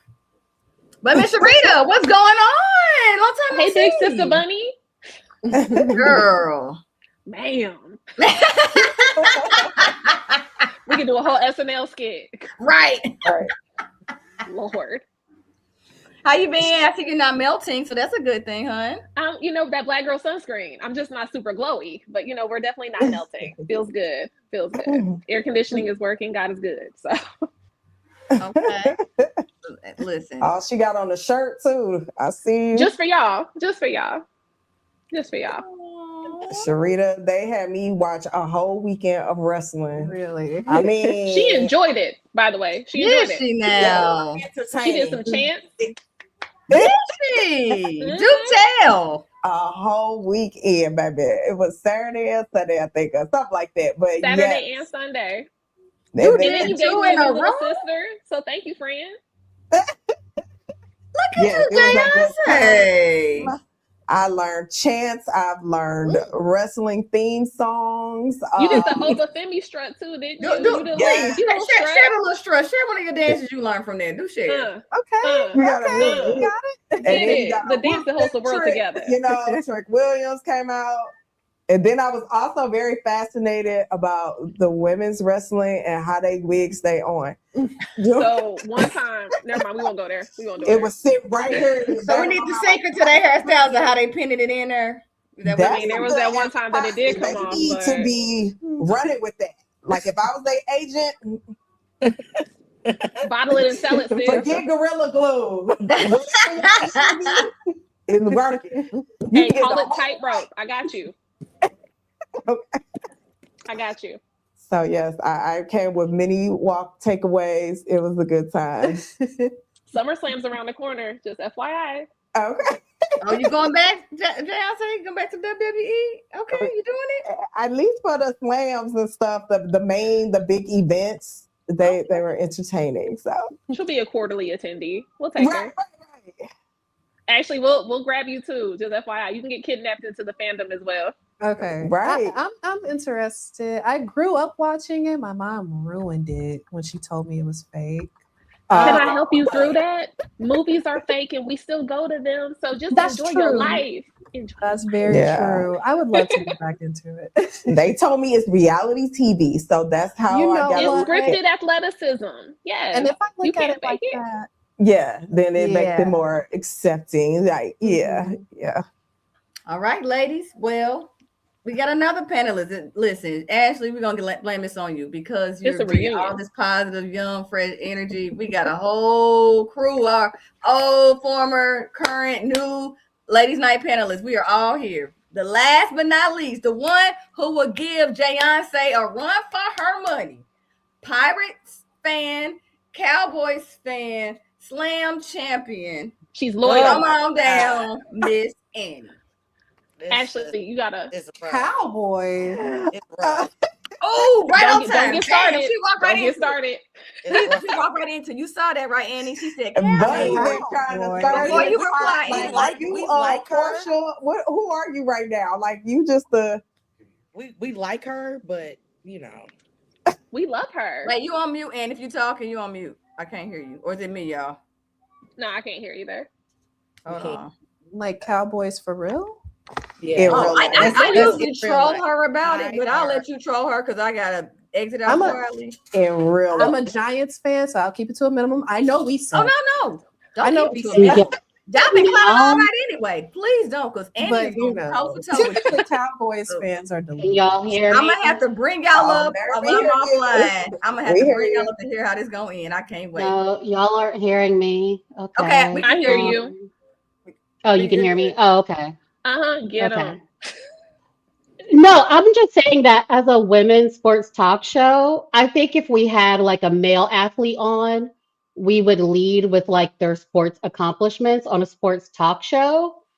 And Bunny always starts with the teams that I'm a fan of that she doesn't like instead of starting with three-time national champion of the St. Louis Slam, your St. Louis Slam on the St. Louis Sports Talk Show, the woman who brought 3 football championships to the St. Louis area, Andy Greer, who is also a fan of sports. But I feel like we wouldn't do that to a male guest who was also a professional athlete. But we don't lead with my professional athleticism and the fact that I won championships for the city that the sports talk show is about. We lead with teams that I cheer for. But yes, I am a Cowboys fan. I don't I'm a discriminate, boo. Cowboys Right, I social do- equity. to male fans, and in my personal, I do that. I don't leave with it. Listen, hey, It's the Dallas thing. I don't It would discriminate. make sense. It would make sense on a sports talk show if you have a former professional athlete to lead with the former professional athlete. Like when they introduce like the inside the NBA, they're not like an LSU Tigers fan, Shaquille O'Neal. It's like, no, NBA champion, Hall of Famer. Please, please. Do I need to wear my rings? Do I need to wear my jersey? And introducing in the bottom left-hand corner is Annie. Right. Have at it. Hey, I'm not knocking it. Please brag and boast on yourself. Listen, please brag and boast on yourself because I just said what you're a fan of. Funny thing is, nobody come on and say, hey, she said Cowboys losers. She called them. You didn't say that. You came for me. And I'm like, I just said Cowboys fan. The one time I didn't go posting. Does this help if I do the show from here? Does this help? If I do the show from with my jerseys on the wall? That's all three of the jerseys that I won my national championships with. Yes. Does that help? Do I need to do the show from here? That would be dope. So next time you just prepare your own bio, Annie. I just didn't want to talk about why nobody got on the personnel shots fired at her. I'm getting a shot. I ain't saying nothing about the Cowboys this time. If they're true. Okay. Maybe I need to put these on so I get some respect. Brag away. Okay. Instead of just what I'm a fan of, can we talk about what your girl did? And yes, I am a Cowboys fan. Hold on. Whoop, there we go. We need another 7 minutes. Now you lost. What Pirates stuff though? What are Pirates? Well, Ashley, this is Annie. Nice to meet you, champ. Nice to meet you. Thank you. I appreciate that. Make sure we got it all though. Well, make sure she's done first. There we go. And we need your Pittsburgh Pirates stuff, a hat or something. Make sure she's done. Make sure she get her Cowboys jersey on. Y'all are talking about stuff I'm a fan of. I'm talking about championships brought to you by the letters ARG. Annie just gave me an idea. Next show, I'm gonna have on all my medals from. Here's your girl. Here's your girl. Here's your girl. Here's your girl. Winning championships for St. Louis, for the city of St. Louis. Spit your game, talk your ish. Let's go. Make sure your next segment is about Annie Grant. Your girl got fan art. Okay. So let's. I like this. I like this show in detail. Yes. Yes, please. Because I'm sorry, I didn't have this segment on my report for tonight. I felt it coming, surprisingly. I felt this coming. What's next? Yeah. Thank you, Sheree. Put the rings on those. So when you point, you gotta give the Obama point with the every point. I'm gonna be like, so I missed that one. Right. So we've been on the show a number of times. You would think it would have come up at some point that we have a St. Louis athletic champion on the show, but I bet you heard about my Cowboys fandom before, right? So here we go. Being honest, I have mentioned that you've been a champion more than one occasion. Not when you got interviewed, but even I have done that. But that's fine. I'm happy you keep showcasing your accomplishments. Please. Okay. Yeah, I wouldn't want to be introduced as a Cowboys. All right, we neither. Now, see, it's quiet. Maybe she didn't hear that because I know when I mention Cowboys fans are crazy, I get the shots fired. They have been clowning. But in introducing someone on the show, I missed the first hour. Did y'all introduce Ashley by what team she roots for? We did. She's a Mizzou Tiger fan. Yes, we did. But that's a sports show that has 5 women. I still don't understand. We got your point. Yeah, thank you for bringing that to attention, even though we have showcased your championships before. But you're still talking about how we getting past that. Yet you have gotten roasted by a new Miss Ashley here, and have yet to go back on her. But when I do it, I'm roasted. Yeah. Like, dang. I think she wants somebody else under fire. Yeah. I mean, I got a church figure anyway. I got a church figure. But I said, my sound went out. I didn't hear nothing y'all said for the last 30 seconds since I came back to. Yeah, we're going to I came back to my office. So I didn't hear nothing y'all said. What's in your cup or your bottle? Y'all just get along. No. It's better rated. I don't know what's happening. Jalapeno style, you know? Got to get the caliente in here, you know? I just wanted to bring up Oprah Femi. This is y'all next topic. It's been fun. I gotta run. Mommy duty calls, but come on, Jay. I say start it off. What's in y'all cup? Oh, okay. So I had a lot of stuff in my cup. I talked a little bit about shouts out to the New York Knicks. So yay. Right now, what's in my cup is I'm sure we're going to talk about this, but of course, LeBron and the talks about him joining the Warriors. And if you have been watching the show, I am a LeBron hater, and I'm okay with that. I love Steph Curry. I like my Warriors. That's my team. That's who I ride with. And I would like to plead my case because I have been married. It'll be 5 years. And we have built a great relationship on you like LeBron and I don't. And So we get what are y'all going to do? debates that fuel our foundation. And if both of our people are wearing the same jersey, that's misalignment in my marriage. And I don't want that. We are good. And I would like to stay like that because I cringe at the vision of rooting for the same team. And then he's going to say, I told you LeBron was the GOAT. And what am I supposed to rebuttal with that? Because now we are teammates. And I don't like that kind of controversy in my relationship. So if LeBron, please go wherever you want to go, but don't go to the Warriors. I was about to say, Thank is it you. final? I didn't hear it was final yet. Okay. It's not, but they keep giving me anxiety attacks and trying to make me accept this. So I'm just pleading my case and just putting it out there, you know. Okay, so for the sake of Beyonce's marriage. Right. My marriage is on the line. Please send LeBron James anywhere but to go. We don't want that kind of sync going on. No. Am no. I the only one that feels like if he goes to Golden State, the GOAT talk has to stop? Ooh. It has to stop. Ooh. Okay, can I ask a question? So, okay, does that mean like once you're labeled a GOAT, you cannot like how is there an expiration date? Is what I'm saying. Like if It's you go negotiable. labeled once, then are you done? Like how He's long not is my GOAT per se. But all the teaming up you have to do to ring chase. Ooh. Okay, but he has rings though. He You know, does. he doesn't But have then you go But to she- Golden State to get the fifth one so you could be in the conversation with Kobe when Kobe didn't have to go anywhere. They came to him. The key word was ring chase. He's ring chasing. In my opinion, this is an Olympic team, literally. This is exactly what we saw in Paris. LeBron and Steph. And of course, they had the surrounding cast, but you go to Golden State and you're recreating that. There's an asterisk by that ring to me. If you even get it, because can you get past Wemby? That's the guy that I think in the West that you have to look out for. So Yeah. I can understand. I can understand your argument, but I feel like at this point in his career, I feel like he doesn't have anything else to prove.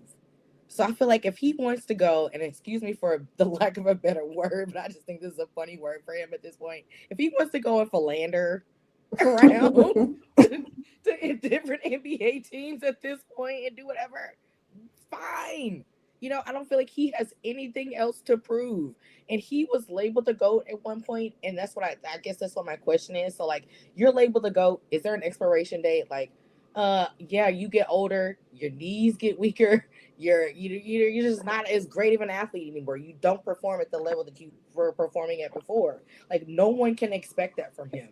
And so I just don't think that it's fair for people to be like, oh, okay, yeah, he's going to go and he's cloud chasing or he's, ring chasing or whatever somewhere else. He's doing what he wants to do, and I understand like people are saying, okay, he needs help. Okay, but he's also not like KD. I despise KD. You know what I mean? And I feel like he needs a lot more help as a younger person than LeBron. So if Man, people are how gonna can have he that catch a argument, stray? if I people are think gonna it's the have no, same but I'm being thing. for real. If people are gonna have that argument about ring chasing, you know, had that same energy with KD and someone who's younger. You know what I'm saying? Like, stop having all of this beef with LeBron, an older man who's proven himself. You know what I'm saying? Like, stop. I'm over it. I'm over the whole KD. I mean, over the whole LeBron chasing. He don't have to prove nothing to nobody no more. He can do whatever he want to do. I'm with you in the sense that he doesn't have anything to prove. Obviously, he has pretty much every record that there is. He's a great player, never taking that away from him. But KD also went from team to team to team searching for that championship. In my opinion, LeBron is doing the same thing. Yeah, but I feel like LeBron established himself and won the championships before he started to do that. I feel like KD has been chasing that to get it. You see what I'm saying? Like, I feel like it was different. Going to Miami, in my opinion, was not him establishing himself. That was him putting himself in a position where the best chance of winning a championship was. Just like KD going to Golden State, a 73-9 team. Who is giving me the best chance to win a championship? It was Golden State at the time. For LeBron, joining Miami with Dwayne Wade and Chris Bosh was the best team to give him a championship at the time. I can see that argument. I can see that argument, but I guess in my mind, I feel like what KD did was, I guess, abandon teams where he could have been the leader and taken teams to championships, whereas I feel like LeBron left situations under different circumstances in my mind. Well, KD always want to be side piece, so he never wants to be main character. And I think He wants to be the side chick. in my mind, where I guess that's where I'm going with it. You know what I'm saying? Like, LeBron left situations to go and be the main character, whereas KD is going places to go and try to find buddies to help him. You know what I'm saying? Like, he needs help. You know what I'm saying? I just want him to stay away from my team. At the end of the day, no, we need some help, but I don't want him to help. Just not your help. That's a good question, Miss Dub. All right, who else got some in their cup? Oh, Ashley. Yeah. Looks like Miss Dub. Yeah, Miss Dub says she wonders how many Lakers fans renewed their tickets before the announcement. That's a good question. Refund. Y'all gonna have to see Bronny. Sorry. Refund. Yeah. Yikes! So what you got? There's a different James on the team. Right. About that. All right. Now, does anybody else want to go for what's in your cup? Oh, Sharita. Sure. I didn't know I was going to be next, but I'll take it. I looked up and it's me. What's in my cup? Honestly, I'm happy that I finally got to enjoy an entire pay-per-view and didn't want to skip a single card. So I will say Night of Champions is still fresh in my cup. You mentioned the Knicks earlier. I think you owe Danhausen a thank you because he uncursed them. You're welcome. So I think that just the storytelling has been better, and I'm interested to see what's going to come up. I've got notes that I'm sure we'll go into later, but I'll say I'm still kind of floating on Night of Champions. So I'm glad that they put on a good show because I had doubts. I had a lot of doubts. There was a lot going on in those storylines, and I was not entirely sure how they were going to pull it together, and it was very well done. Nice. All right. Looks like Ashley, you next. Yeah. What's in my cup? Oh my God. The Boston Celtics. Everybody in the front office has to be removed. You traded Jaylen Brown pretty much straight up for Paul George. Why? So not only did you trade Jaylen Brown for an older Paul George, but you trade him in your division where you're going to play him 4 times a year. And he's going to give them the blues. So you don't get Tyrese Maxey in return. You don't get VJ Edgecombe in return. I just don't understand. I don't. So that's fresh in my cup as of like 3 hours ago. Yeah. I ain't even hear about that yet. So that's crazy. It's insane. Literally, Jaylen Brown for Paul George, 2 first-round picks and 2 second-round picks.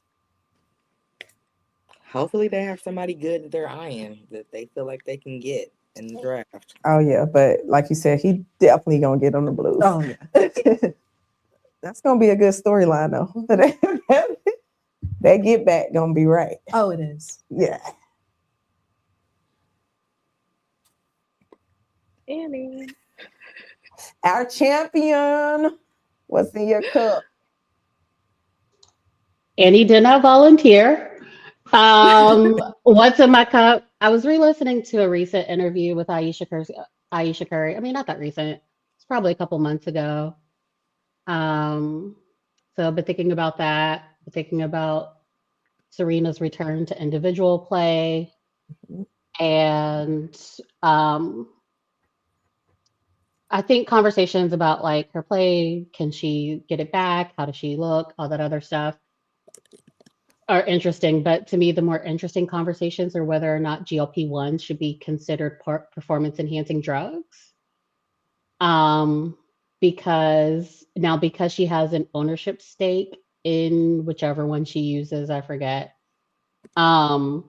She has been attributing her return to her use of the GLP-1s and being able to like sustain her weight loss and those sorts of things.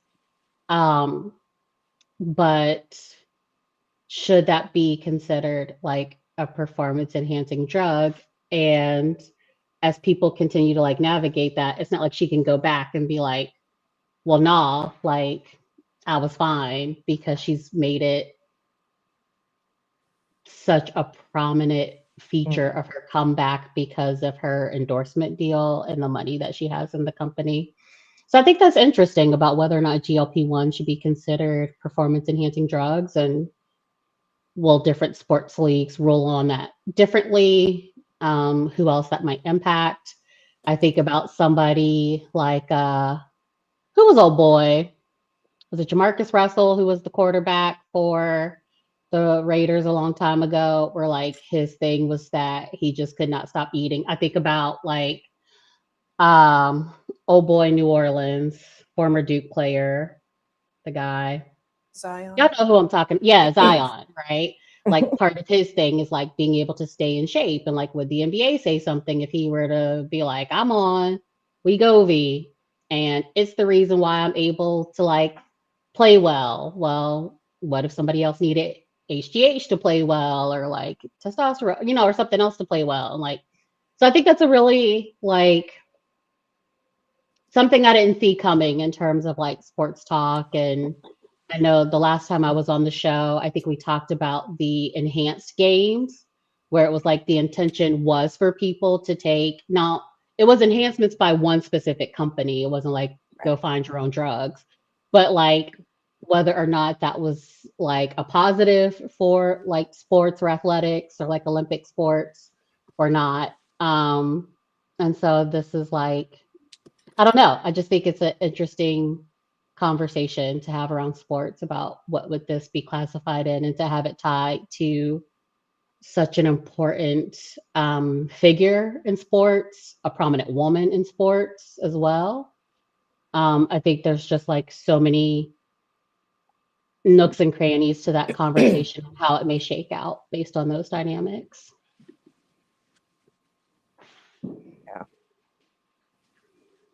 Yeah, that would be interesting to see how they go about it, or what it turns out to be, if it's performance enhancing or not. But do you think, what do y'all think? Do y'all think a GLP-1 should count as a performance enhancing drug if it allows people to play longer, stay more active, be healthier than they could without it? I feel like when you describe it that way, that is essentially the basis of a performance enhancing drug. But I don't know if I would count it just yet. Maybe more research needs to be done on how it affects your athleticism per se. But in terms of like weight loss measures, I don't know. Because like you think about, or my mind instantly goes to a UFC fighter or a wrestler that has to make weight. Like what measures are they taking behind the scenes that we don't see? So I think more research will have to be done for sure. Yeah. I would say no based on what I know, at least in my limited knowledge of GLP-1s. I don't see how it correlates, but I get though, if she's kind of marketing it that way, then it's opening up the door for it to be branded that way, look that way. I just kind of feel bad for the people who actually need it for the reason it was created, because there's so many other things that are being found. And I'm like, in this economy, it's insane on several different levels, not to like bring it down to the science, but like Annie pointing out that if that can be something that, to Ashley's point, has the data to back up, it can help you be a stronger athlete. It's like something that is literally created to keep somebody alive. It's not being used to keep somebody's like career 2 or 3 years longer, if best. So it's interesting to see how many ways something can be manipulated away from its original purpose, because people need that, and people who are taking the most advantage of it just want it.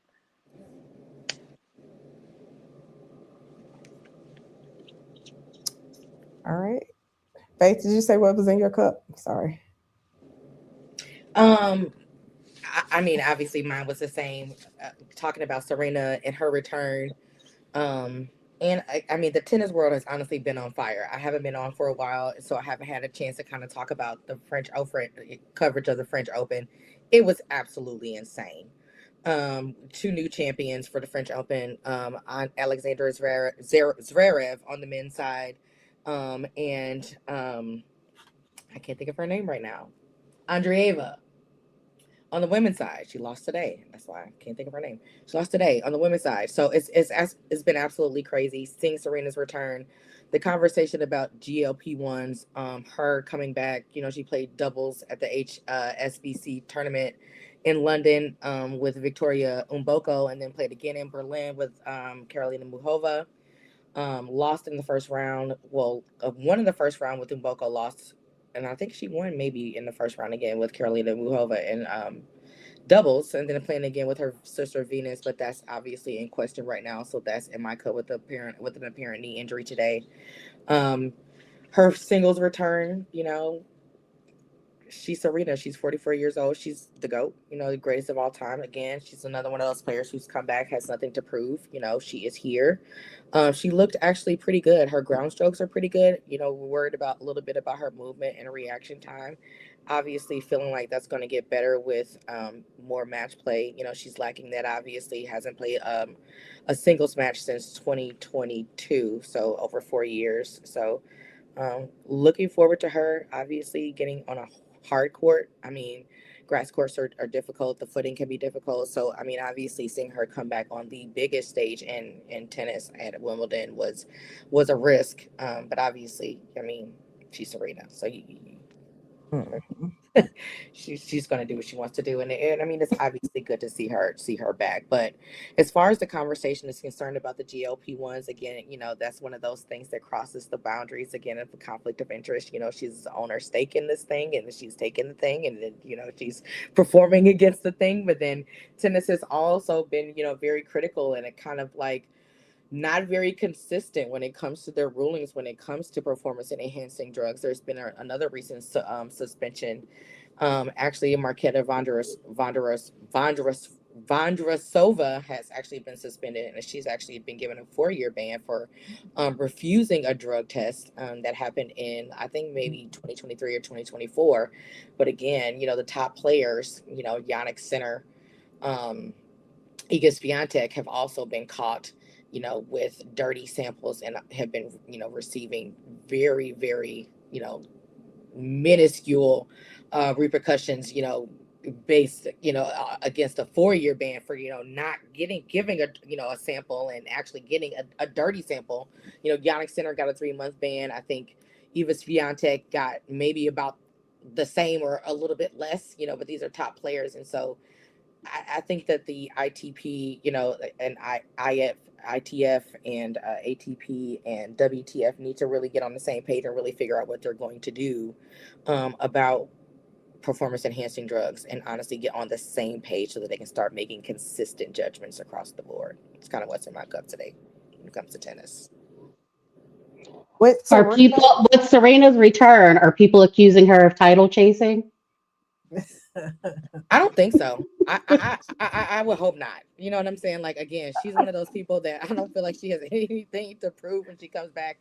She is the GOAT. You know, she has 23 major championships. She has 7 at Wimbledon. I honestly feel like she could win another one. You know, based off of what she looked like the other day, you know, she could really work her way into some tournaments. She needs just some match play. She had been hitting again with Alicia Parks. You know, she's another fellow American professional player, you know, and actually is looking more Serena-esque if anyone is following her game as well when she's out on the court. And so honestly, I just think she needs match time on the court. And if she gets that and can get, you know, consistent time and get her footing and her reaction time back under her, I honestly think she could win another one. Especially on a hard court. I mean, because she came back on the hardest surface to play tennis on, and that's grass. You know, so if she was, and she showed us, you know, to me, she showed me that she can still hang, even though she lost that match at 44 years old and coming back and not playing tennis for 4 years. And so, I think hard court time, hard court season, she's U.S. Open will be a completely different story. Yeah. And I think part of it is building up her stamina because even in that match, I think when the volleys were like under 5, she was like up, but once the volleys went past 5, then that's when she was more likely to like lose a point. The serve is still deadly. But my last question for you is, are you rating the Osaka fits? Because I've been loving it. Osaka's been having fashion moments. I have been loving the Osaka moments. I don't even know if the producer, he typically does have a moment for us, but so she came out this time in a completely white inspired kind of like kimono Japanese inspired look, head to toe. White obviously is Wimbledon. You can only wear white on the court. And so of course Naomi Osaka gave us another moment. She gave us a moment at the French Open with a gold shimmering look. And she has just been giving us moment after moment after moment.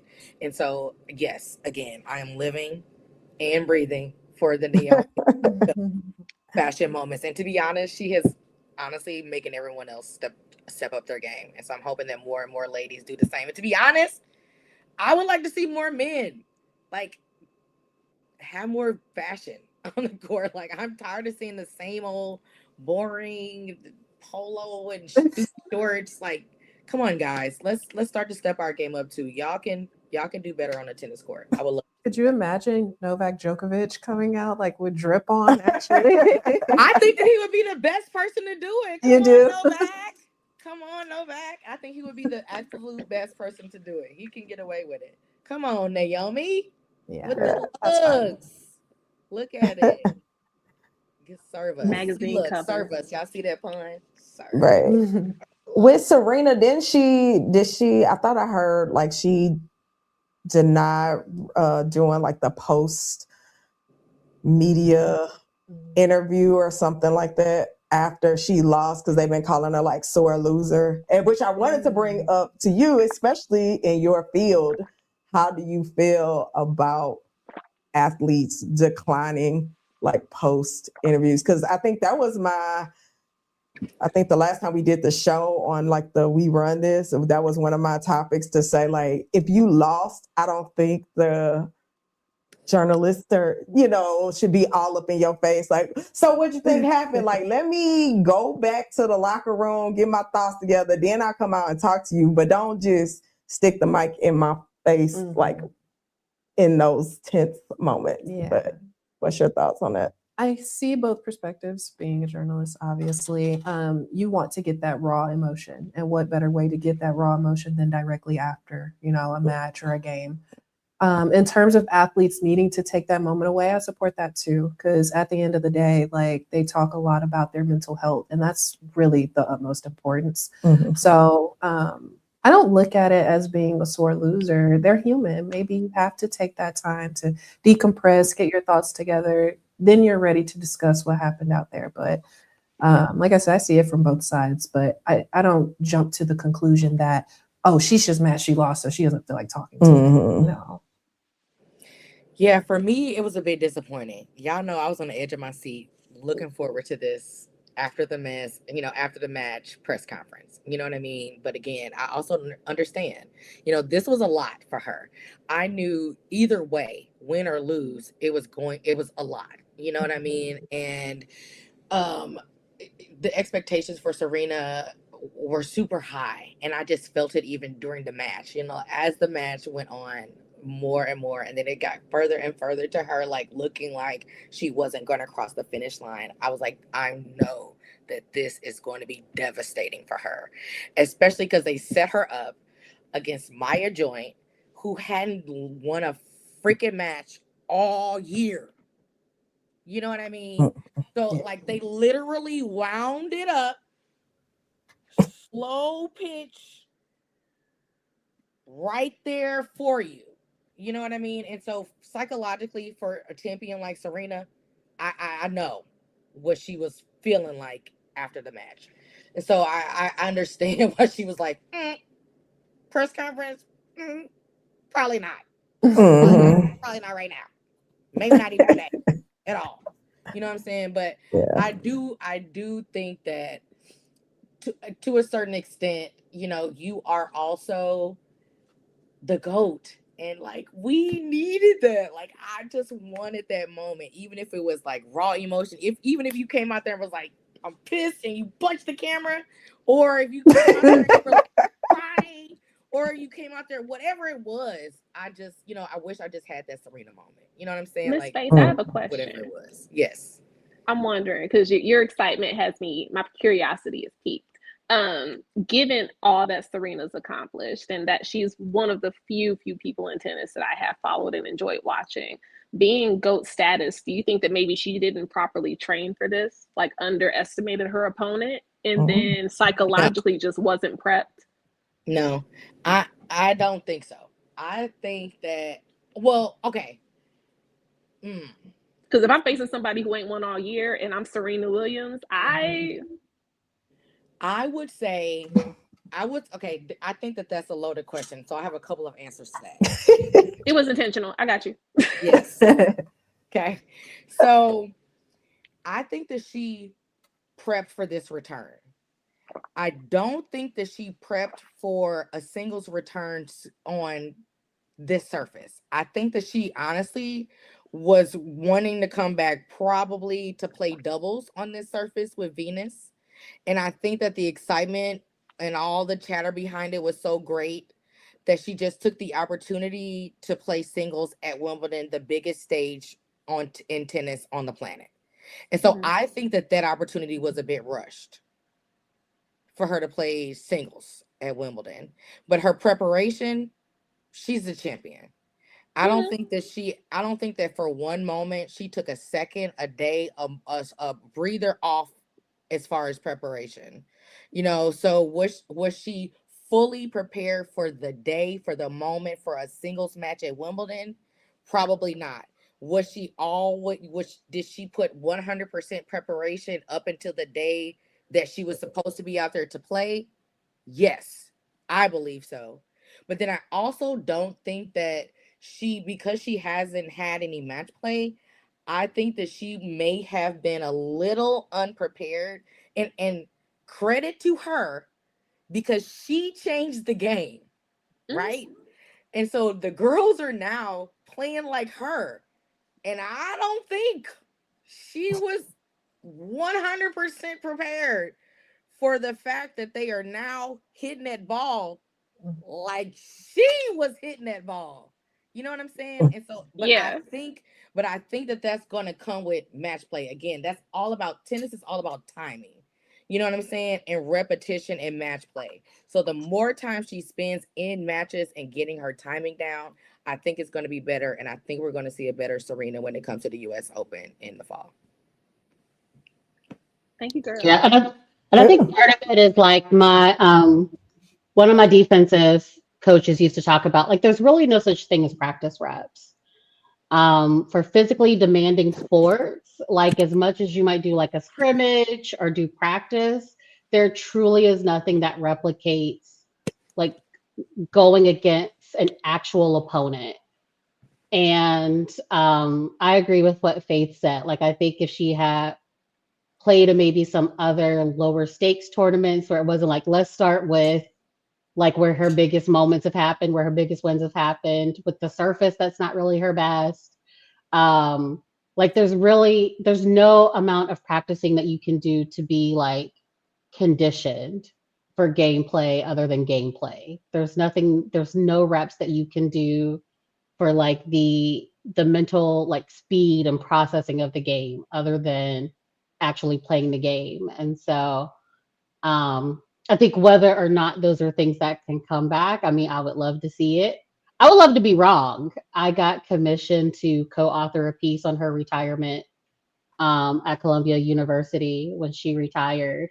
And like now I'm like, ooh, do I keep this on my resume? Because Yes. this is no longer relevant that she But retired. yes. Do I like write a retraction? Do I hit up Columbia and be like, hey, can I get a part 2 when she retires again?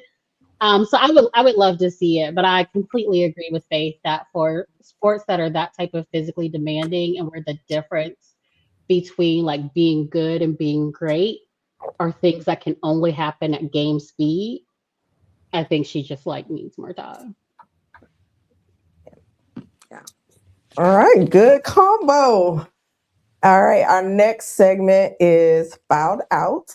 And Ashley, for this segment, we basically find something or a sports topic that somebody has did something just foul, messed up, and we talk about it. So I can go first just to give an example.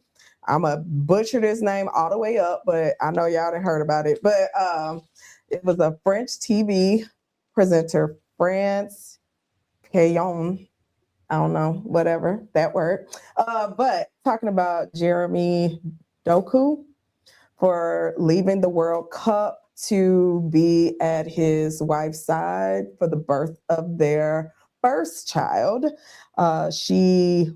The journalist went on to say she went as far as saying childbirth is a disgusting moment where the father is useless, and argued that no player should lead the World Cup for that reason. She has since been suspended after more, people viewed this interview or viewed her comments. And Doku did leave to go be at the birth of his son. He said the World Cup is every 4 years, but you only get one first birth. Trophies can be won later. You never get that moment back with your family. So I was like, it's just the root of it is the white privilege and audacity to say that about somebody else's birth of their child, and then to talk about, again, a Black father or any father. You just talked about you, girl, dad. So it was just like, what in the hell-iance is going on? So that's my fouled out for today. But again, you, journalist realm, what's your thoughts about that? And That's insane. yeah, Number one. Number two, if you don't agree with the reason he's sitting out, you deliver the news and move on. Don't do that. Yeah. Don't do that. I'm like, not the father is useless. You don't need to be there. You just gonna cut the umbilical cord. I'm like, lady. Those are a whole lot of opinions. A lot of strong opinions. That's a whole lot of I know bias. his wife was like, lady, I will go off on you and I will applaud her 10 toes if she just went off. But do we know this person? Does this person have kids? I have no idea. That's what I was wondering. I feel like it's probably coming from a person who has no children. That would just be wants my them. But It you wants have them. common sense. Cause I'm a earth mother, not a birth mother, and I wouldn't dare say that to nobody. So Because Yeah, white but privilege I don't come with just common sense. Yeah. yeah, And that's I've what never had children, but I would imagine you would want the support of your spouse, whether I don't know. That's silly. yeah, yeah, That's yeah, silly. yeah. yeah, no, that's Right. I'm like, you don't know what all they went through to have that baby or whatever the situation is, nor do you need to know. So it doesn't even have to be explained. they still I have a said job. what I said. So, They still have a job. I'm just right. She, like I said, she's suspended now, but who knows? But again, I think that comes with just the audacity of it all. So it'd be interesting to follow up on that one in a couple of weeks. yeah. All right. Anybody else have a foul out they want to share? I can share mine. Okay. First of all, the one that you share, Jay, Uh, that's very triggering to me, very personally, because I feel like men act like they don't have nothing to do until the baby's actually here. And here you have a man who's like, yes, I want to be there. There is something for me to do. I do want to show up. And you like, there ain't nothing for you to do. And I'm like, if you don't shut your mouth, right. you need to tell these men they need to be there from jump, okay? Period. But I digress. No, keep gressing. Yes. So, Ashley, you may have missed this in the Cowboys kerfuffle, but I do like other teams. And so I am a Clippers fan, and I hate them. I hate them. I hate them with a passion. I bet. I will not quit them, but I hate them. And everything that they have done in this off season confirms why I am trapped in a loveless marriage with the I know where we're Clippers. going with this. I know where we're going. They do not love me back. I'm so sorry. Right? They are addicted to suck. And no matter how much I beg them to go to rehab and change and get the help that they need, they insist on the suck. And I stay. And at some point it's my fault, right? Because we have now been in a 15-year relationship. And so at some point it's not them because they have been like, Annie, we ain't shit. And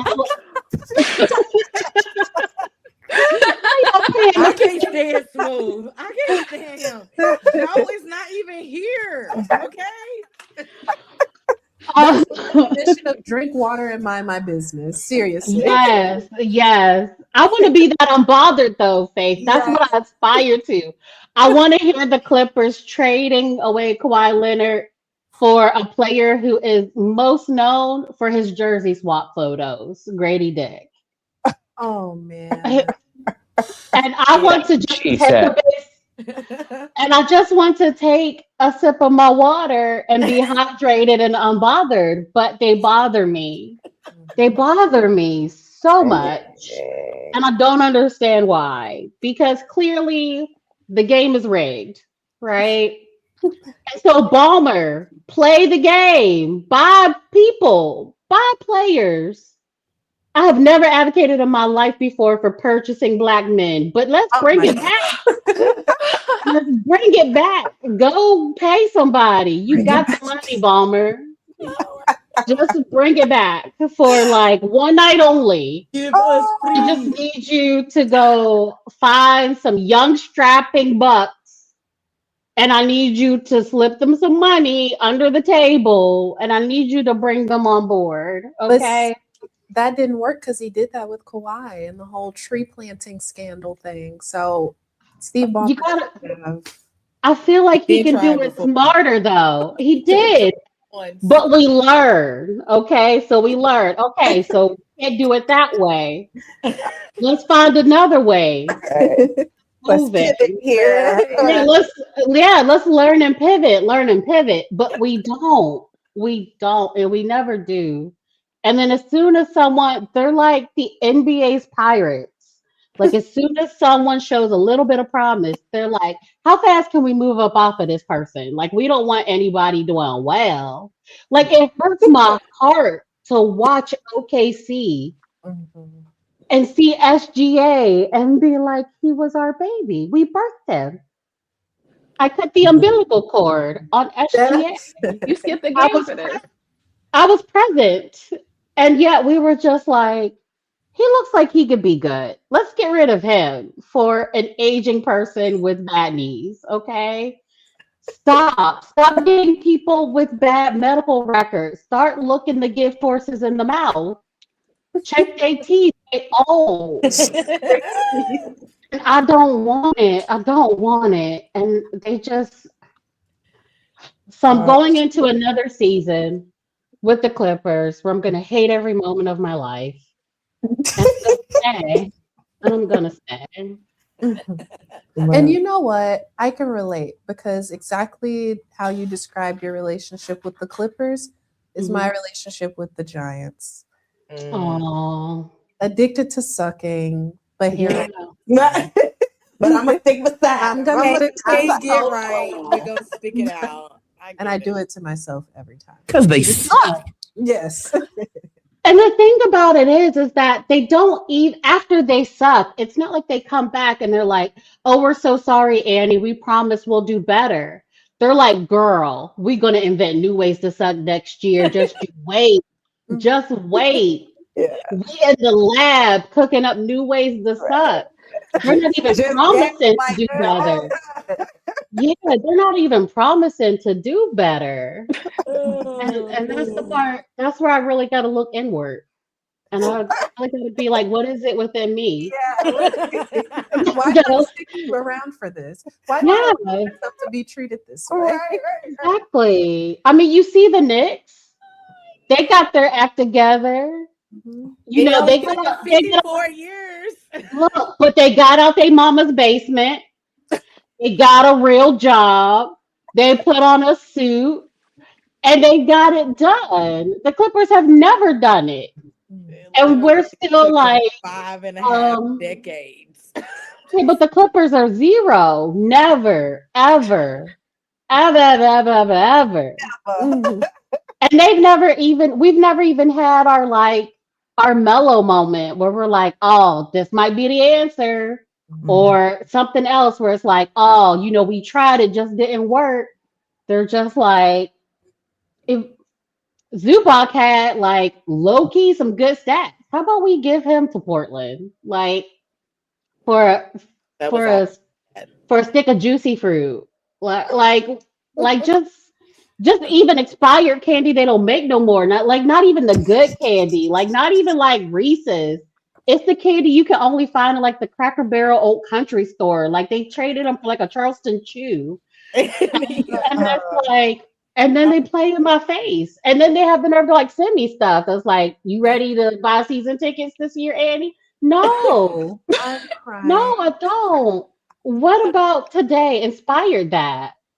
The audacity. What about what I want? It's me.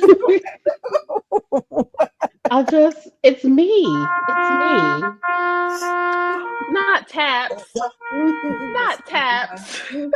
World So bad. The first step is acknowledgement. So we've made a breakthrough tonight. Me. Oh my God, it's so bad. We just gonna lead him there. I'm speechless after that. I don't know. I feel like I just. I just scratch my head. The NBA altogether.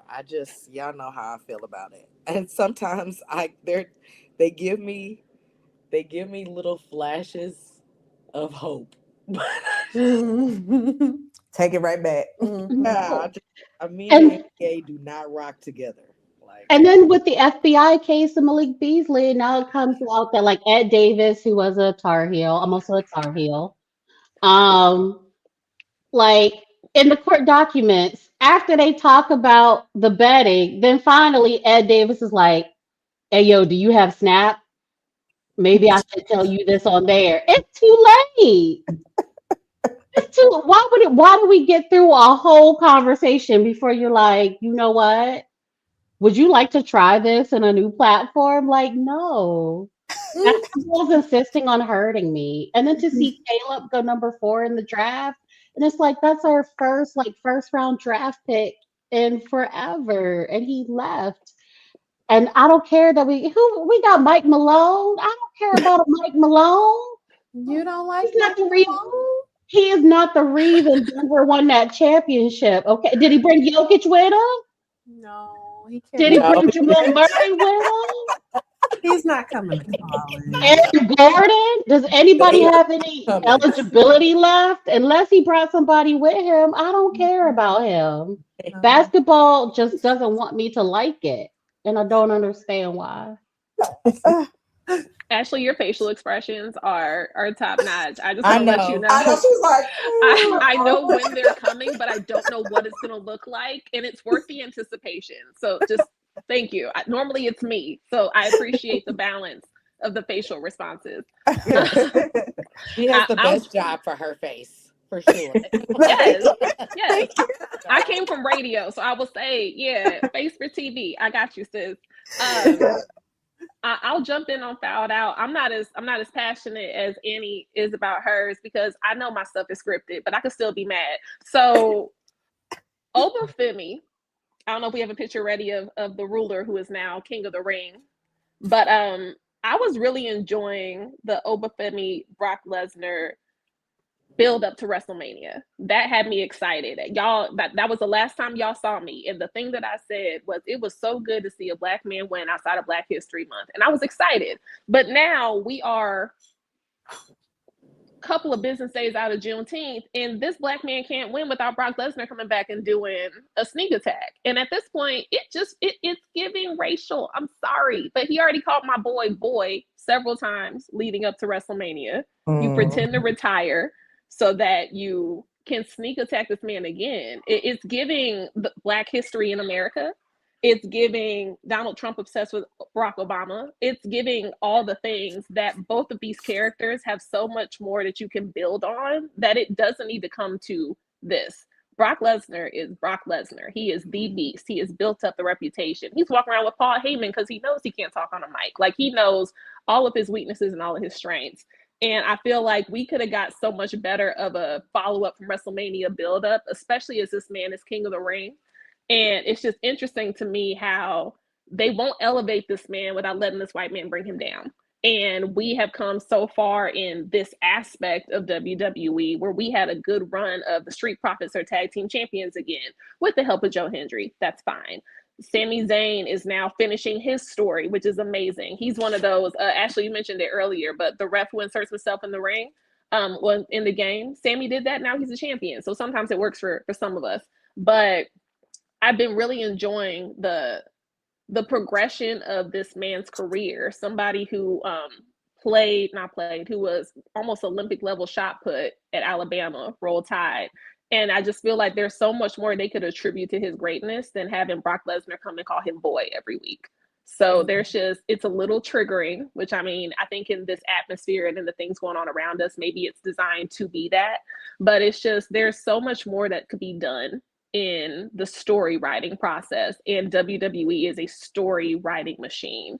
And so to know that there are a room full of people who could write so much better things, and we're settling on all these sneak attacks from the country boy versus the Nigerian man, it's been very layered for me to experience. My social equity taps in whenever I watch it, and it's honestly not fun for me. Obafemi won King of the Ring. Nick Aldis comes in, who is, I don't know what demographic of European, but he comes in and he doesn't even crown him. He hands him gingerly the crown, shakes his hand, taps him and says, "Good job," and walks out. And even the sports commentator, Byron Saxton, who was a Black man, came in, and even he had a WTF face. Like, that's how you basically high-five this man. He's been carrying your brand for the past 3.5 months, strong since WrestleMania. And I just feel like even though they're elevating him, they're still not giving him respect. And there's a story in that I don't think they realize they're telling, especially after Kofi Kingston and Xavier Woods left for not being supported the way they should have, given the amount that they have given to that organization. So it's interesting watching it unfold. It's funny to say that because Taji says I wear a tinfoil hat when I give my conspiracy theories, but it's interesting to watch just because I feel like it may be an intentional storytelling, and if it's intentional, it's lazy, and if it's not, it's ignorant. And so, as someone who has a background, like I mentioned earlier, Ashley, like I got a journalism background too, and I think we both had that class where here's your picture, write 7 stories, all using facts. And I feel like they could have wrote so many other stories using so many more relevant facts.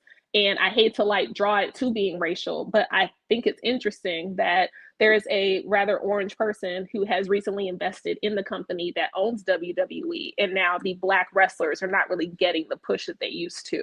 So it's been an interesting blend of political, socio, all the things wrapped in the sports entertainment. And part of me wants to respect it if they could just tell a better story without dragging someone down who has been proving and scratching his way to the top, just to let this man play in his face every week. And I think that's why it's important to have people that look like us in these rooms, because like you said, even if it's not on purpose, it's ignorant. And obviously ignorance is just not knowing. You don't know any better. So to have people that do know better and that can say, hey, wait, maybe we should take a step back because this could look that way. It's important. And I like that you highlighted it. Like, I don't watch the WWE, but I know that's not right. That's not okay. Right. And something should be done about it. And I don't think it's a coincidence that a certain somebody has invested in the company and that these things are happening. That's not a coincidence. Right. Yeah. I think for me, and I'm a 100% WWE and wrestling outsider, but I will say that the tone in wrestling has always been that for me. And I don't think that you have a tinfoil conspiracy hat on at all. And I think that one of the reasons why I've never been able to get into wrestling is because of those undertones.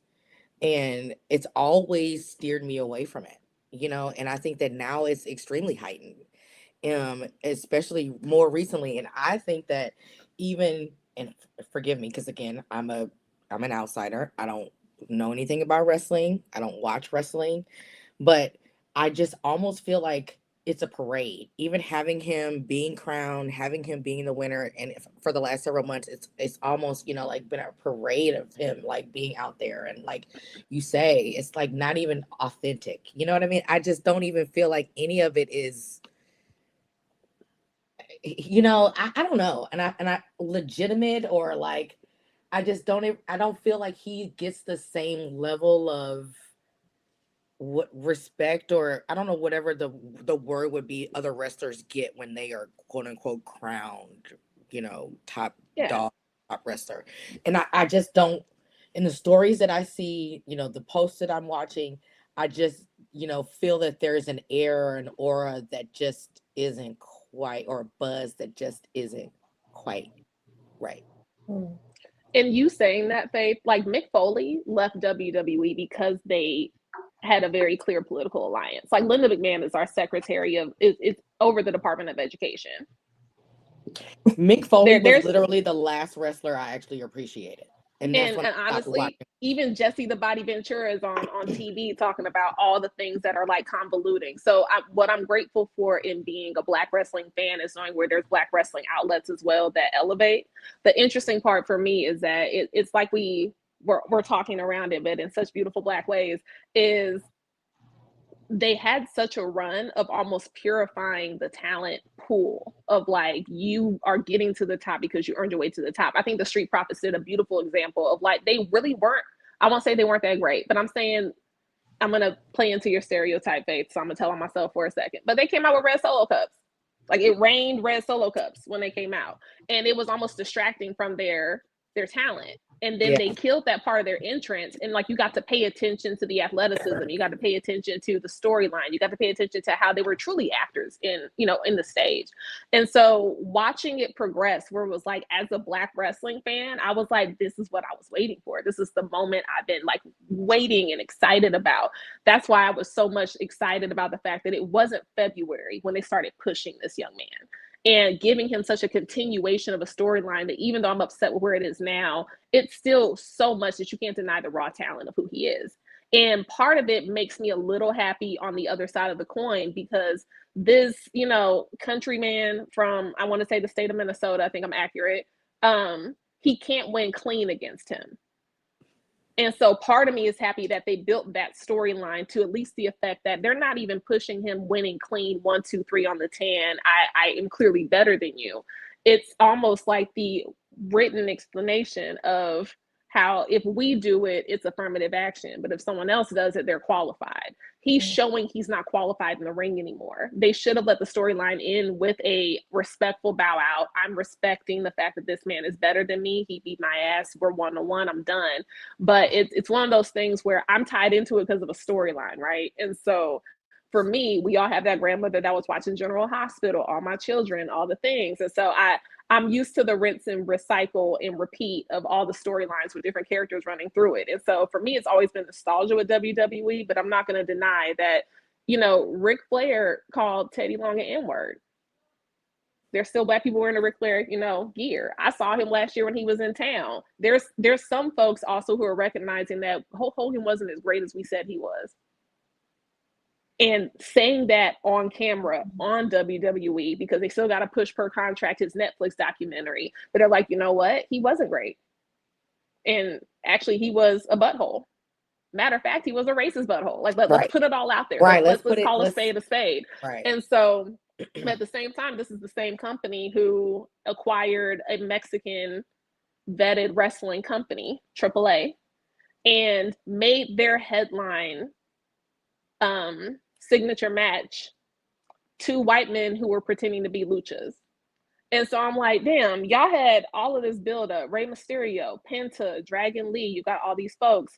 And I'm like, all right, this is some dope talent finally getting mainstream push, but your premium event is cultural appropriation. And so it's been conflicting as a wrestling fan, because that's what I'm watching and I'll tell on myself. And there's times where I'm like, I really watch this because I'm autistic and I can't stop watching it. But at the same time, it's like watching it develop, and at least you're telling an honest story now. Because back in the day, they had Mark Henry almost lay down 1, 2, 3. He was bigger and better and stronger. But here it's almost like watching the push and the pull of how much do we want to mock reality and how much do we want to entertain the people. And so it's been interesting, to say the least. But I do appreciate, and I'm not gonna lie and say I don't see it, but it's also giving you a highlight to appreciate AEW, where somebody like MJF says, I stand with Palestine, and I think it's stupid if anybody else says otherwise, in the mic, in the ring. And so it gives you a comparison of who's really like leveraging their platform for the right reasons and who's cashing that check and showing up to UFC stuff on the White House lawn.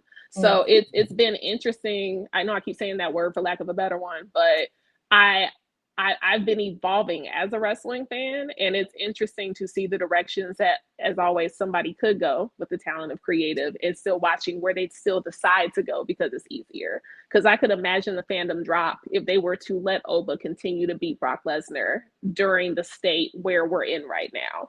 And so it's also telling to see, how are you going to let the story end, because they're tied.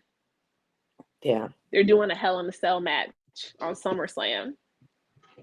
But I'm waiting to see how does this turn out. Yeah, similar to Faith,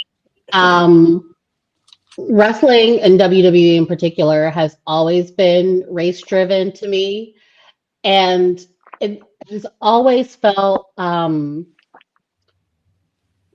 a miss, because I feel like wrestling is like a cross section of America. I feel like I've seen wrestling fans who are like Black people from New York, and wrestling fans who are like white country people from the South, and like from the Midwest to like LA. Like, wrestling to me attracts like such a cross section of America. To continue to play into like tired tropes just always felt like a miss for me.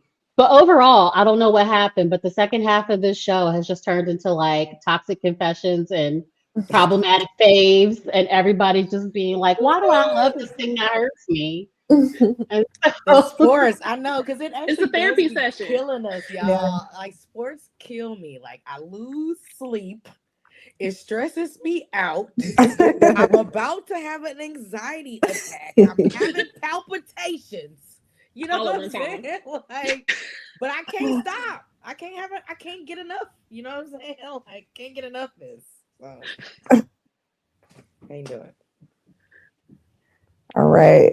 So I guess we can go to the next segment, which is She Got Game, which is where we highlight an athlete that is doing well or what have you. So I am going to New York Sunday. Nice. So family vacation. And we are going to a New York Liberty game. And so I am ecstatic. And also to see Ellie the Elephant. That's my girl. Can't wait for this. So shout out though to the New York Liberty team for winning the Commissioner's Cup.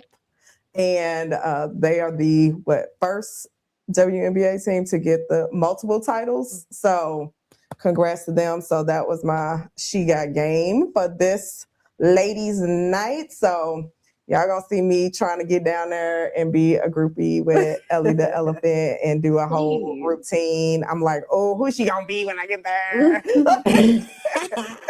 If on the next show we have a story about a deranged fan rushing the court and attacking Ellie the Elephant, we know it was If we Deontay. see you in handcuffs, Oh girl, my God. because you We know- decided.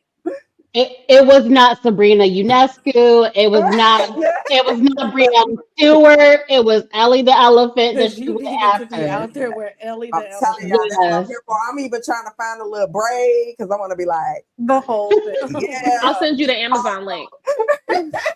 Yes. I got you. I hope you get your moment. I really do. I do. Thank you. I do Yes, hope you get good your Ellie the vibes. Elephant moment, please. I got 5 on the bail money. So go ahead and do your I worst. got 5 on it too. We'll get you. I got out. 5 We'll on get it. you Do out, your Frank. worst. Do your I'll worst. let you stay in there. All right. Mine was also going to be the Yeah. After our therapy session with some She Got Game. Yeah. Yeah. Mine was also going to be WNBA related. This year's freshman class. Like I thought last year's freshman class was great with like Paige leading the way. Mhm. But like Olivia Miles and Izzy Fudd and Flau'jae and like this has been an incredible freshman class. The W's in such good hands. I'm not trying to get us clipped again. The last time I said something about Caitlin Clark, I got called a fat black B word on Twitter or no Instagram. What was that thing on TikTok? That was it. Yeah. And she got all the views. So People came for me. The people came for me because I talked about that.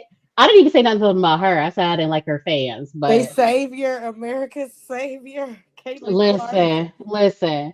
But regardless if she comes back from that throat punch, the W is in good hands because this year's freshman class and the sophomores have not had a sophomore slump. Like, who's old girl on the Wizards? She cold. She's who Caitlin wishes she could be. Y'all know who I'm talking about. Sonia Citron. That's it. Oh, You got Sonia still balling out. You got Paige still balling out. So like the sophomore class has not had a slump. The W's in good hands. Caitlin, speedy recovery from your throat punch. It cannot feel good getting hit by Alyssa Thomas at all. It cannot feel good. yeah. No, not a proud moment. Not her best moment anyway. Mine is WNBA related also, surprisingly. So I know, Annie, I was looking right at your box. I knew. Absolutely. I'm obsessed with Dawn Staley. Everything about her. So I mean, just every time she comes up and does something, I just love when just as somebody who looks for pattern recognition 24/7, I love and I adore consistency in the things that she's consistent with. It's just like supporting people, bringing her truth, putting people on. Like every time she pops up, she is just like so good for the world. And I love the platform she's in. I love the attention that she brings.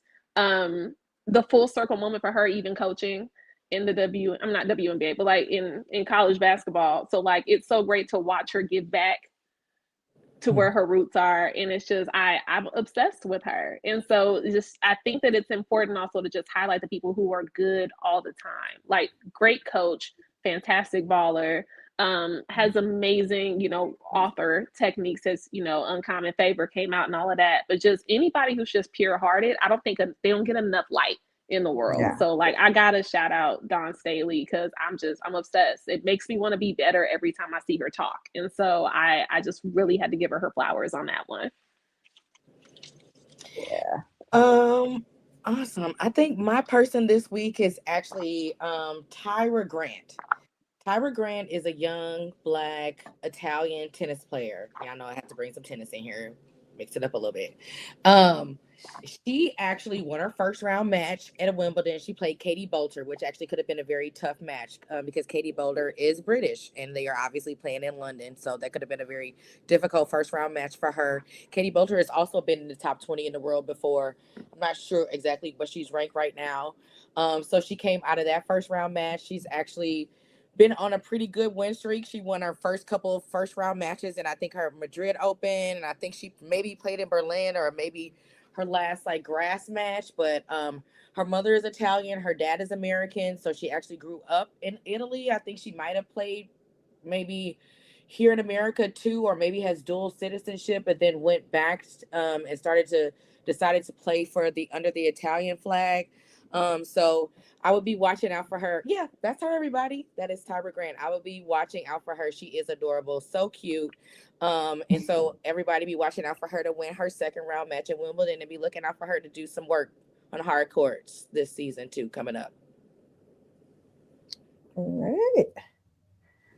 Ashley, you got somebody? Mine was actually Serena. I know we talked about her a lot, but just to be able to come back. And then I saw after the match, she said that she just wanted to set an example for her daughters that no matter how old you are, you could still chase your dreams. So that was my She Got Game. Yes. And I think that was an important message too. Definitely. All right. I think, was that the last segment? No? Okay. Oh, we got one more. Oh, we run this. Okay. I have nothing for we run this, but we run this is where either you're an owner of a sports team or a commissioner or something that you would want to change about any sports activities, games, anything out there. So I couldn't think of a new one really that I probably haven't said yet. Sometimes I'm extra creative, but I have a quick one, and this goes with the She Got Game that I was just thinking about as well. So happy to see Caitlin Ohashi back in gymnastics. She's incredible. And to have her come back and immediately get bronze on beam in a competition was amazing. And so I think what I would do is I would change gymnastic scoring to allow like the fullness of the talent to like come out, because there's requirements about like what they can do, but there's also limits on like what they can do. And I'm like, nah, if you can do it, go ahead and try it. So we're not eliminating no moves. We're not taking nothing off the table. Your score can go as high as it wants to go. I want to see the fullness of what everybody has to offer. So in honor of Caitlin Ohashi's return to gymnastics, I would, if I ran gymnastics, I would be like, no requirements on the elements. You just got 3 minutes. Show us what you got. Yeah. I like that, Annie. And it's good to see her back. Yeah, I guess I can go really quick. Tennis needs a better economic model. Like, I'm hoping that it's not going to get to this, but like it's starting to get serious. I talked about it before. The WNBA has obviously reached a very good collective bargaining agreement. All of these other major sports leagues, MLB, NFL, NHL, they're all under a players union. Sports like golf, sports like tennis, I guess because they consider it an individual sport and these players are independent contractors, they are not represented by a union or not, held under a collective bargaining agreement. And it's a really tough struggle to play tennis, especially if you are a lower ranked player. If you are ranked literally out of the top 100, I mean, it's a struggle to play tennis. I mean, these people are having to pay for their own coaches, their own flights, their physio, their racket stringers, their hotels, and literally every expense. And tennis is not, a cheap sport to play. And honestly, a lot of the expenses that professional golf players have, tennis players do not have. I mean, golf players do not have that tennis players do. And so there's been a lot of movement and a lot of talk about what the revenue sharing is going to look like in the upcoming years. So I just really honestly am looking to hopefully in the next couple of months, couple of years, see something better coming from the tennis associations for tennis players, especially the lower ranked ones who are not able to get endorsement deals, and kind of use that money to help them support, kind of what the actual cost of doing tennis is. I think mine would have to be the NCAA women's tournament. Hearing coaches this year talk about the struggles of having 2 regional sites versus the men who have 4, and some of those struggles being you've got all these teams vying for practice time, and it just makes it odd. Like a team has to wake up at 6:30 a.m. to practice for 30 minutes, and then they have media right after. So if I could change anything, I would make the format similar to the men's format. Obviously, you see it works. It's something that you can do logistically. It's not totally different. You're not reinventing the wheel. So I would just implement that on the women's side as well. Yeah. I've already been super deep today, so I'll keep mine so we don't go 30 more minutes over. But I love the shares that we already had. I don't want to get in trouble. Okay, well, do you want to share our news about the USA men's team? FIFA? Okay, I'll share it. The men's USA men's team just won their FIFA match today to advance to the round of 16. So go men's USA football. It's soccer now. Is it soccer now? No, I'm kidding. Like America is running it, so that's like the joke on TikTok. Like it's soccer now. We're winning the kickball tournament. I was about to say, like, what? Kickball tournament is hilarious. Speaking of that, we got to give a shout out. I forgot about this, and I don't know how I could, but what is it? The Congo? Oh yeah. Oh, Democratic Republic of Congo. Yes. Yes. Come on, sexy. Ooh, shit. This is how you show up and show out. Yes. We are here for this. Another shout out to I might have to do another game. There's been a lot of fine men playing in the World Cup, so we might have to have another bracket. Ashley, you missed it. We did our quarterback bracket where we ranked all the attractiveness of all the Black quarterbacks in the NFL. Who won that I'll bracket? get it. Jalen Hurts won the bracket. Yeah. So I might have to do a World Cup bracket because there's been some fine men from across the world. Well, the Nigerian goalie, we have a picture of him. He might make it to he won. He too bright for me. I was gonna say I like the chocolate that was in the Congolese picture. Yeah, this one too bright for me. Nigeria didn't even make it. Yeah, y'all can have that. Y'all can have that. Yeah. Thank you. I'm trying to have hoes in different area codes. I ain't mad. Chocolate. I want one for me to bracket. Come on, Annie After Dark. Yeah. So I agree. We do need another Bring it back. Something with this. Woo! Yeah, but those the Democratic Republic of the Congo, Liz. And they just came in dressed like coming to I can hear the drums. Just stick me right Be there like, in the middle of there. I just want the front row. Y'all can have everything else. Just give me the front row. Me, you gonna have to fight on the front row, Annie. Ooh, boy. She want all the flavors. Yeah, All I the just want the chocolate. front row. That's it. I'm not gonna be greedy. I'll just want the front row. Pre-being married, I truly believed in having a starting lineup. So the front row is good. The starting lineup is necessary because This one right just here, like in this one sports, in the sometimes you middle got to of bench a the person. Sometimes you need everybody got their own quality. Yeah, substitutions are necessary. for Exactly. sure, yeah. So With these coming to America, whatever they got on. Yeah. Rawr. Yes, sir. Do it again. One more time. Do it again. Come on, Eartha Kitt. Let's go. Faith, I'm surprised this might make you thirsty. This ain't worth a sip of 100-gallon water. Yeah. Everybody take a sip.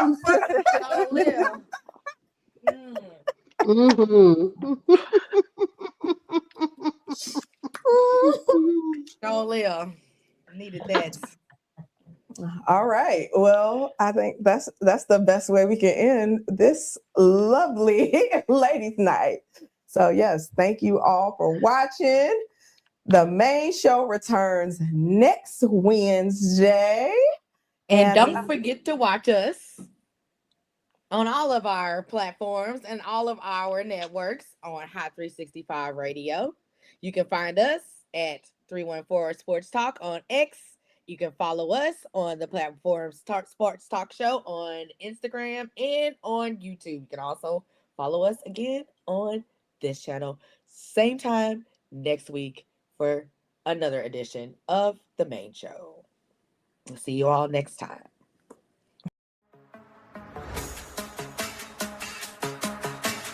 What you have just experienced was brought to you by Smoooth Productions. Until next time, stay tuned and stay smooth.